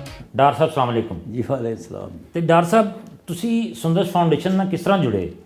ਜੁੜਨਾ ਕੀ ਹੈ ਜੀ, ਮੇਰਾ ਮਤਲਬ ਹੈ ਜੁੜਦਾ ਤਾਂ ਉਹ ਬੰਦਾ ਜਿਹੜਾ ਵੱਖਰਾ ਹੋਵੇ। ਤੇ ਜਿਹੜਾ ਮੇਰਾ ਮਤਲਬ ਹੈ ਸ਼ੁਰੂ ਤੋਂ ਹੀ ਜੁੜਿਆ, ਜਮਾਂਦਰੂ ਜੁੜੇ ਹਾਂ ਅਸੀਂ। ਉਹਦੀ ਵਜ੍ਹਾ ਕਿ ਅੱਲਾ ਦਾ ਕੰਮ ਹੈ ਤੇ ਕਰਨਾ ਬਾਇਸ ਫਖਰ ਤੇ ਨਹੀਂ, ਬਾਇਸ ਮੇਰਾ ਮਤਲਬ ਇੱਜ਼ਤ ਹੈ। ਤੇ ਮਨੂੰ ਬਾਈ ਸਨ ਇੱਥੇ ਚੇਅਰਮੈਨ, ਤੇ ਮੈਂ ਮਨੂੰ ਜਿੱਥੇ ਜਾਂਦਾ ਸੀ ਡੋਨੇਸ਼ਨ ਵਾਸਤੇ ਮੈਂ ਨਾਲ ਲੈ ਜਾਂਦਾ ਸੀ। ਅੱਛਾ। ਤੇ ਉਹ ਫਿਰ ਜਿਸਲੇ ਸੈਂਟਰ 'ਚ ਮੈਂ ਆਇਆ ਬੱਚੇ ਵੇਖੇ, ਫਿਰ ਇੱਥੋਂ ਜਾਣ ਨਹੀਂ ਹੋਇਆ। ਵਾਹ ਵਾਹ। ਫਿਰ ਦਿਲ ਨਹੀਂ ਕੀਤਾ ਜਾਣ ਤੇ। ਮਨੂੰ ਭਾਈ ਨਾਲ ਮੁਲਾਕਾਤ ਸੁੰਦਸ ਦੇ ਵਿੱਚ ਕਿਸ ਤਰ੍ਹਾਂ ਹੋਈ ਤੁਹਾਡੀ? ਮਨੂੰ ਬਾਈ ਦਾ ਮੇਰਾ ਤਾਲੁਕ ਕੋਈ 55 ਕੁ ਸਾਲ ਰਿਹਾ। ਅੱਛਾ। ਮਨੂੰ ਬਾਈ ਜਿਸਲੇ 67 'ਚ ਪਿੰਡੀ ਤੋਂ ਆਏ ਨਾ ਜੀ ਰੇਡੀਓ ਤੇ ਲਾਹੌਰ, ਤੇ ਰੇਡੀਓ ਤੇ ਮੇਰੇ ਕੋਲ ਹੀ ਆਏ ਨੇ, ਤੇ ਉੱਥੋਂ ਫਿਰ ਅਸੀਂ ਇਕੱਠੇ ਕੰਮ ਕਰਦੇ ਰਹੇ ਰੇਡੀਓ ਤੇ ਵੀ। ਫਿਰ ਉਹਨਾਂ ਨੇ ਜਜ਼ੀਰਾ ਲਿਖਿਆ ਟੈਲੀਵਿਜ਼ਨ ਤੇ, ਉੱਥੇ ਵੀ ਅਸੀਂ ਕਰਦੇ ਰਹੇ। ਜਦੋਂ ਮਨੂੰ ਬਾਈ ਇੱਥੇ ਕ੍ਰਾਈਮ ਰਿਪੋਰਟਰ ਸਨ ਮਸਾਵਾਤ ਵਿੱਚ। ਹਾਂਜੀ ਹਾਂਜੀ। ਤੇ ਉਹ ਫਿਰ ਉੱਥੇ ਅਸੀਂ ਜਜ਼ੀਰਾ ਕੀਤਾ। ਫਿਰ ਉਹਨਾਂ ਦੇ ਜਿੰਨੇ ਸੀਰੀਅਲ ਸਨ ਮੇਰਾ ਮਤਲਬ ਇੱਕ ਝੀਲ ਕੀਤਾ। ਮਨੂੰ ਦਾ ਮੇਰਾ ਪਿਆਰ ਇਹੋ ਜਿਹਾ ਹੈਗਾ ਸੀ। ਉਹ ਫਿਰ ਜਿਸਲੇ ਮਨੂੰ ਨੇ ਸੁੰਦਸ ਦੇ ਨਾਲ ਐਵੇਂ ਮੋਢਾ ਜੋੜਿਆ ਨਾ, ਤੇ ਫਿਰ ਸਾਨੂੰ ਆਉਣਾ ਪੈਂਦਾ ਜੀ। ਫਿਰ ਉਹਨੇ ਆਖਰੀ ਕਾਲਮ 'ਚ ਵੀ ਲਿਖ ਦਿੱਤਾ ਕਿ ਤੁਸੀਂ ਮੇਰੇ ਬਾਅਦ ਧਿਆਨ ਕਰਨਾ ਹੈ। ਤਾਂ ਹਾਲਾਂ ਅਸੀਂ ਕਿਦੋਂ ਇਸ ਕਾਬਲ ਹਾਂ? ਮੈਂ ਤਾਂ ਇੱਕ ਆਮ ਜਿਹਾ ਵਰਕਰ ਹਾਂ ਸੁੰਦਸ ਦਾ। ਤੇ ਮੇਰੀ ਕੋਸ਼ਿਸ਼ ਇਹ ਹੁੰਦੀ ਹੈ ਕਿ ਮੈਂ ਜਿਹੜੇ ਸ਼ਾਪਿੰਗ ਮਾਲ ਨੇ, ਜਿਹੜੀ ਯੂਨੀਵਰਸਿਟੀਜ਼ ਨੇ, ਜਿਹੜੇ ਕਾਲਜਸ ਨੇ, ਜਿਹੜੇ ਬਾਜ਼ਾਰ ਨੇ, ਉਹਨਾਂ 'ਚ ਮਿਹਨਤ ਕਰਾਂ ਤੇ ਮਿਹਨਤ ਕਰਕੇ ਤੇ ਮੈਂ ਬਲੱਡ ਦਾ ਉਹਨਾਂ ਨੂੰ ਤਰਲਾ ਪਾਵਾਂ। ਤੇ ਲੋਕੀ ਮੇਰੀ ਗੱਲ ਮੰਨ ਲੈਂਦੇ ਨੇ, ਮੇਰਾ ਜਿਹੜਾ ਧਿਆਨ ਕਰਕੇ ਤੇ ਉਹ ਬਲੱਡ ਦੇ ਦਿੰਦੇ ਨੇ। ਤੇ ਮੇਰੇ ਕਿਉਂਕਿ ਬੱਚੇ 100 ਕੁ ਬੱਚਾ ਸਾਡੇ ਇਸ ਸੈਂਟਰ ਤੇ ਜਿਹੜਾ ਉਹਨੂੰ ਰੋਜ਼ ਬਲੱਡ ਚਾਹੀਦਾ ਹੁੰਦਾ। ਅੱਛਾ। ਤੇ ਉਹ ਇਸ ਬਾਰੇ ਮੈਂ ਤਾਂ ਖੂਨ ਇਕੱਠਾ ਕਰਨਾ। ਬਿਲਕੁਲ ਸਹੀ। ਤੇ ਅੱਲਾ ਦਾ ਕੰਮ ਹੈ ਨਾ ਜੀ, ਕਿਉਂਕਿ ਮੇਰੇ ਬੱਚਿਆਂ ਨੂੰ ਸਿਰਫ ਬਲੱਡ ਚਾਹੀਦਾ ਹੁੰਦਾ, ਹੋਰ ਇਹਨਾਂ ਦਾ ਇਲਾਜ ਕੋਈ ਨਹੀਂ। ਅੱਛਾ। ਫਿਰ ਬਲੱਡ ਦੇ ਬਾਅਦ ਫਿਰ ਇਹ ਹੁੰਦਾ ਕਿ ਜਿਸ ਵੇਲੇ ਬਲੱਡ ਇਹ ਲਵਾ ਕੇ ਚਲੇ ਜਾਂਦੇ ਨੇ, ਕੋਈ 2 ਵਾਰੀ ਆਉਂਦਾ, ਕੋਈ 3 ਵਾਰੀ ਆਉਂਦਾ, ਕੋਈ 1 ਵਾਰੀ ਆਉਂਦਾ, ਫਿਰ ਇਹਨਾਂ ਦੇ ਜਿਸਮ 'ਚ ਆਇਰਨ ਜ਼ਿਆਦਾ ਹੋ ਜਾਂਦਾ। ਫਿਰ ਉਸ ਆਇਰਨ ਨੂੰ ਲੈਵਲ ਤੇ ਲਿਆਉਣ ਵਾਸਤੇ ਜਿਹੜੀ ਦਵਾਈ ਹੈ ਨਾ ਜੀ, ਉਹ ਸਾਨੂੰ ਇੰਪੋਰਟ ਕਰਨੀ ਪੈਂਦੀ ਹੈ। ਔਰ ਜਦੋਂ ਦਾ ਇਹ ਡਾਲਰ ਜਿਹੜਾ ਹੈ ਟੇਕ ਆਫ ਕਰ ਗਿਆ ਨਾ ਜੀ, ਉਦੋਂ ਦੀ ਉਹ ਬਹੁਤ ਐਕਸਪੈਂਸਿਵ ਹੋ ਗਈਆਂ ਮੈਡੀਸਿਨਸ ਜਿਹੜੀਆਂ। ਮਗਰ ਅੱਲਾ ਦਾ ਕੰਮ ਹੈ, ਅੱਲਾ ਮਿਹਰਬਾਨੀ ਫਰਮਾਉਂਦਾ। ਜਿਹੜੇ ਮੁਖੱਯਰ ਹਜ਼ਰਾਤ ਨੇ ਉਹ ਬੜੀ ਮਿਹਰਬਾਨੀ ਕਰਦੇ ਨੇ। ਔਰ ਕਈ ਤੇ ਐਸੇ ਆਉਂਦੇ ਨੇ ਜਿਹੜੇ ਰਸੀਦ ਲੈ ਕੇ ਤੇ ਕਹਿੰਦੇ ਨਾ ਲਿਖੋ ਜੀ, ਅਸੀਂ ਸਾਡਾ ਨਹੀਂ ਦੱਸਣਾ ਜੀ। ਤੇ ਉਹ ਹੁਣ ਰਮਜ਼ਾਨ ਆਉਣ ਵਾਲਾ ਹੈ। ਹੁਣ ਸਾਡੀ ਕੋਸ਼ਿਸ਼ ਇਹ ਹੈ ਕਿ ਰਮਜ਼ਾਨ ਦੇ ਵਿੱਚ ਅਸੀਂ ਮਿਹਨਤ ਕਰੀਏ। ਔਰ ਮੈਂ ਹਰ ਥਾਂ ਤੇ ਜਾਣਾ ਔਰ ਉਹਨਾਂ ਨੂੰ ਕਹਿੰਦਾ ਕਿ ਸਦਕਾ, ਜ਼ਕਾਤ, ਖੈਰਾਤ, ਜਿਸ ਤਰ੍ਹਾਂ ਵੀ ਮੇਰਾ ਮਤਲਬ ਹੈ ਤੁਸੀਂ ਬਿਹਤਰ ਸਮਝਦੇ ਹੋ ਸਾਨੂੰ ਦਿਓ ਸਾਡੇ ਬੱਚਿਆਂ ਸੇ। ਅੱਛਾ ਡਾਕਟਰ ਸਾਹਿਬ, ਅਗਰ ਰਮਜ਼ਾਨ ਦੀ ਆਮਦ ਹੈ ਤੇ ਇਹ ਰਮਜ਼ਾਨ ਦੇ ਹਵਾਲੇ ਨਾਲ ਕੋਈ ਤੁਸੀਂ ਕੁਝ ਕੰਮ ਕਰ ਰਹੇ ਹੋ? हाँ जी, देखो जी, मेरा तो सारा साल मेरे ऐसे रमज़ान ही है। मैं तो मिन्नत करनी होंगी जी, मंगना होंदा ना जी मैं कि मैंने सदका दे दियो, ज़कात दे दियो, खैरात दे दियो, मेरे मतलब है सारे काम तोड़ते रहन। रमज़ान च है कि अल्लाह ताला अजर भी ज़्यादा देंदे ने। सही। और किन्ने गुना ज़्यादा मिलता है जेड़ा बंदा ज़कात देंदा है या सदका देंदा है या सवाब उन्होंने बहुत ढेर सारा मिलता है। तो हुण रमज़ान च है कि डिफरेंट जगह ते जावांगे, जेड़े महकमे ने ਉਹਨਾਂ 'ਚ ਵੀ ਜਾਵਾਂਗੇ ਔਰ ਮੁxtਲਿਫ ਆਰਗੇਨਾਈਜੇਸ਼ਨ ਨੂੰ ਜਾ ਕੇ ਮਿਹਨਤ ਕਰਾਂਗੇ ਕਿ ਤੁਸੀਂ ਜ਼ਕਾਤ ਤੇ ਦੇਣੀ ਹੈ, ਇਹ ਸਾਨੂੰ ਵੀ ਕੋਈ ਥੋੜੀ ਜਿਹੀ ਦੇ ਦਿਓ। ਬਿਲਕੁਲ ਠੀਕ ਹੈ। ਔਰ ਅਸੀਂ ਫੈਮਲੀਜ਼ ਨੇ ਬੜੇ ਬੜੇ ਅੱਛੇ ਮੁਖੱਯਰ ਹਜ਼ਰਾਤ ਨੇ, ਉਹਨਾਂ ਕੋਲ ਵੀ ਜਾਵਾਂਗੇ ਕਿ ਜੀ ਤੁਸੀਂ ਠੀਕ ਹੈ, ਹਰ ਬੰਦੇ ਨੇ ਜ਼ਕਾਤ ਜਿਹੜੀ ਹੈ ਨਾ ਜੀ ਉਹ ਫਿਕਸ ਕੀਤੀ ਹੈ ਕਿ ਮੈਂ ਤੇ 10 ਸਾਲਾਂ ਤੋਂ ਇਸ ਮਦਰਸੇ ਨੂੰ ਭੇਜਣੀ ਆ, ਅਸੀਂ ਤੇ ਜੀ ਸ਼ੁਰੂ ਤੋਂ ਇਹਨਾਂ ਨੂੰ ਦਿੰਦੇ ਆ। ਅਸੀਂ ਕਹਿੰਦੇ ਸਾਰਿਆਂ ਨੂੰ ਦਿਓ, ਸਾਰੇ ਅੱਛਾ ਕੰਮ ਪੈ ਕਰਦੇ, ਸਾਰੇ ਅੱਲਾ ਦੀ ਰਾਹ ਤੇ ਦਿੰਦੇ ਵੀ ਹੋ ਤੁਸੀਂ ਤੇ ਉਹ ਅੱਲਾ ਵਾਸਤੇ ਕੰਮ ਵੀ ਕਰਦੇ ਨੇ। ਮਗਰ ਥੋੜਾ ਜਿਹਾ ਮੇਰਾ ਵੀ ਹਿੱਸਾ ਰੱਖੋ ਸੁੰਦਸ ਵਾਸਤੇ ਵੀ, ਕਿ ਸੁੰਦਸ ਇੱਕ ਐਸਾ ਅਦਾਰਾ ਹੈ 28 ਸਾਲ ਤੋਂ ਦਿਨ ਰਾਤ ਲਾ ਕੇ ਤੇ ਮੇਰਾ ਮਤਲਬ ਇੱਥੋਂ ਤੱਕ ਪਹੁੰਚੇ। ਡਾਕਟਰ ਸਾਹਿਬ, ਆਮ ਤੌਰ ਤੇ ਜਿਹੜਾ ਫਨਕਾਰ ਹੈ ਉਹਦੇ ਬਾਰੇ 'ਚ ਤੇ ਇਹੀ ਤਾਸਰ ਪਾਇਆ ਜਾਂਦਾ ਕਿ ਜੀ ਮਸਰੂਫ ਹੈ, ਆਪਣਾ ਥੀਏਟਰ ਕੀਤਾ, ਟੀਵੀ ਕੀਤਾ, ਫਿਲਮ ਕੀਤੀ ਔਰ ਬਸ ਫਾਰਗ। ਤੇ ਤੁਸੀਂ ਵੀ ਇੰਨੇ ਮਸਰੂਫ ਫਨਕਾਰ ਹੋ, ਇਸ ਦੇ ਬਾਵਜੂਦ ਇੱਧਰ ਜੁੜਨਾ, ਇਹਨੂੰ ਕਿਸ ਤਰ੍ਹਾਂ ਤੁਸੀਂ ਬਿਆਨ ਕਰੋਗੇ? ਨਹੀਂ, ਅੱਲਾ ਦਾ ਫਜ਼ਲ ਹੈ, ਮੈਂ ਰੋਜ਼ ਹੀ ਆਉਣਾ ਇੱਥੇ ਔਰ 2-2.5 ਘੰਟੇ 3 ਘੰਟੇ 4 ਘੰਟੇ ਜਿੰਨੇ ਮੇਰਾ ਮਤਲਬ ਕੱਢ ਸਕਣਾ ਮੈਂ ਕੱਢ ਕੇ ਤੇ ਚਲੇ ਜਾਂਦਾ। ਜਿਹੜਾ ਕੰਮ ਹੁੰਦਾ ਇੱਥੇ ਕਰ ਲਈਦਾ। ਅਸੀਂ ਇਹ ਕਹਿ ਸਕਦੇ ਹਾਂ ਕਿ ਫਨਕਾਰ ਚੂँਕਿ ਜ਼ਰਾ ਜ਼ਿਆਦਾ ਹਸਾਸ ਹੁੰਦਾ ਹੈ ਅੰਦਰੋਂ, ਤੇ ਸ਼ਾਇਦ ਉਹਦਾ ਲਗਾਓ ਜ਼ਿਆਦਾ ਹੋ ਜਾਂਦਾ ਹੈ ਇਹੋ ਜਿਹੇ ਕੰਮਾਂ ਦੇ ਵਿੱਚ। ਨਹੀਂ, ਉਹ ਐਡਾ ਨਹੀਂ ਕੋਈ ਜ਼ਰੂਰੀ। ਫਨਕਾਰ ਕਿਉਂਕਿ ਜਾਣਿਆ ਜਾਂਦਾ ਹੈ, ਉਹਦਾ ਫੇਸ ਕਾਰਡ ਜਿਹੜਾ ਹੈ ਪਛਾਣਿਆ ਜਾਂਦਾ ਹੈ, ਉਹਦੇ ਤੇ ਇਤਬਾਰ ਕਰਦੇ ਨੇ ਲੋਕ। ਡਾਕਟਰ ਸਾਹਿਬ, ਇਹ ਥੈਲੇਸੀਮੀਆ ਜੈਸੇ ਮੌਜੀ ਮਰਜ਼ ਦੀ ਅਵੇਅਰਨੈਸ ਵਾਸਤੇ, ਇਹਦੀ ਆਗਾਹੀ ਵਾਸਤੇ ਵੀ ਤੁਸੀਂ ਕੁਝ ਕਰ ਰਹੇ ਹੋ? ਹਾਂਜੀ, ਉਹ ਕੀਤਾ। ਦੇਖੋ ਆਪਣਾ KPK 'ਚ, ਸਿੰਧ 'ਚ ਔਰ ਹੁਣ ਤੇ ਪੰਜਾਬ ਅਸੈਂਬਲੀ 'ਚ ਵੀ ਮਲਕ ਅਹਿਮਦ ਜਿਹੜੇ ਨੇ ਸਪੀਕਰ ਸਾਡੇ, ਉਹਨਾਂ ਨੇ ਬਿੱਲ ਦਿੱਤਾ ਸੀ। ਅਲੀ ਹੈਦਰ ਨੇ ਆਪਣਾ ਹਾਂਜੀ ਆਪਣਾ ਪਾਸ ਵੀ ਹੋ ਗਿਆ। ਯੂਸਰ ਰਜ਼ਾ ਗਿਲਾਨੀ ਦਾ ਜਿਹੜਾ ਬੇਟਾ ਨਹੀਂ, ਉਹ ਉਹਨਾਂ ਨੇ ਬਿੱਲ ਪੇਸ਼ ਕੀਤਾ, ਉਹ ਪਾਸ ਵੀ ਹੋ ਗਿਆ। तो इंशाल्लाह और ते अमल हो जाएगा शुरू कि शादी तो पहलों अगर टेस्ट हो जाए ना जी, उन्होंने दोवां दा जिहड़ा लड़का लड़की शादी कर लगे ने कि ये थैलेसीमिक नहीं है, इन्हां चों दोवां चों कोई कैरियर नहीं है या दोवें कैरियर नहीं। जे दोवें कैरियर होणगे तो ये मर्ज बच्चियां च भी आएगी। अगर एक कैरियर होएगा तो फिर बच्चे च नहीं आएगी, फिर 25% रहिंदी है। तो अल्लाह करेगा जे ये शादी तो पहलों टेस्ट शुरू हो गया तो सारी दुनिया च थैलेसीमिया मुकदा जा रहा है तो इत्थे भी मुक जाएगा इंशाल्लाह। तो थैलेसीमिया फ्री पाकिस्तान का जिहड़ा ख्वाब है जी सुंदस फाउंडेशन का, वो इंशाल्लाह ताला जल्दी पूरा हो जाएगा। हाँ जी, पूरा हो जाएगा जे थोड़ी जी, मेरा मतलब है थोड़ा जिहा साडा हथ वंडावे ना हुकूमत, थोड़ा जिहा तो खत्म हो सकती है गल। बहुत बहुत शुक्रिया डॉक्टर साहब। कोई गल नहीं जी, तुहाडी मेहरबानी।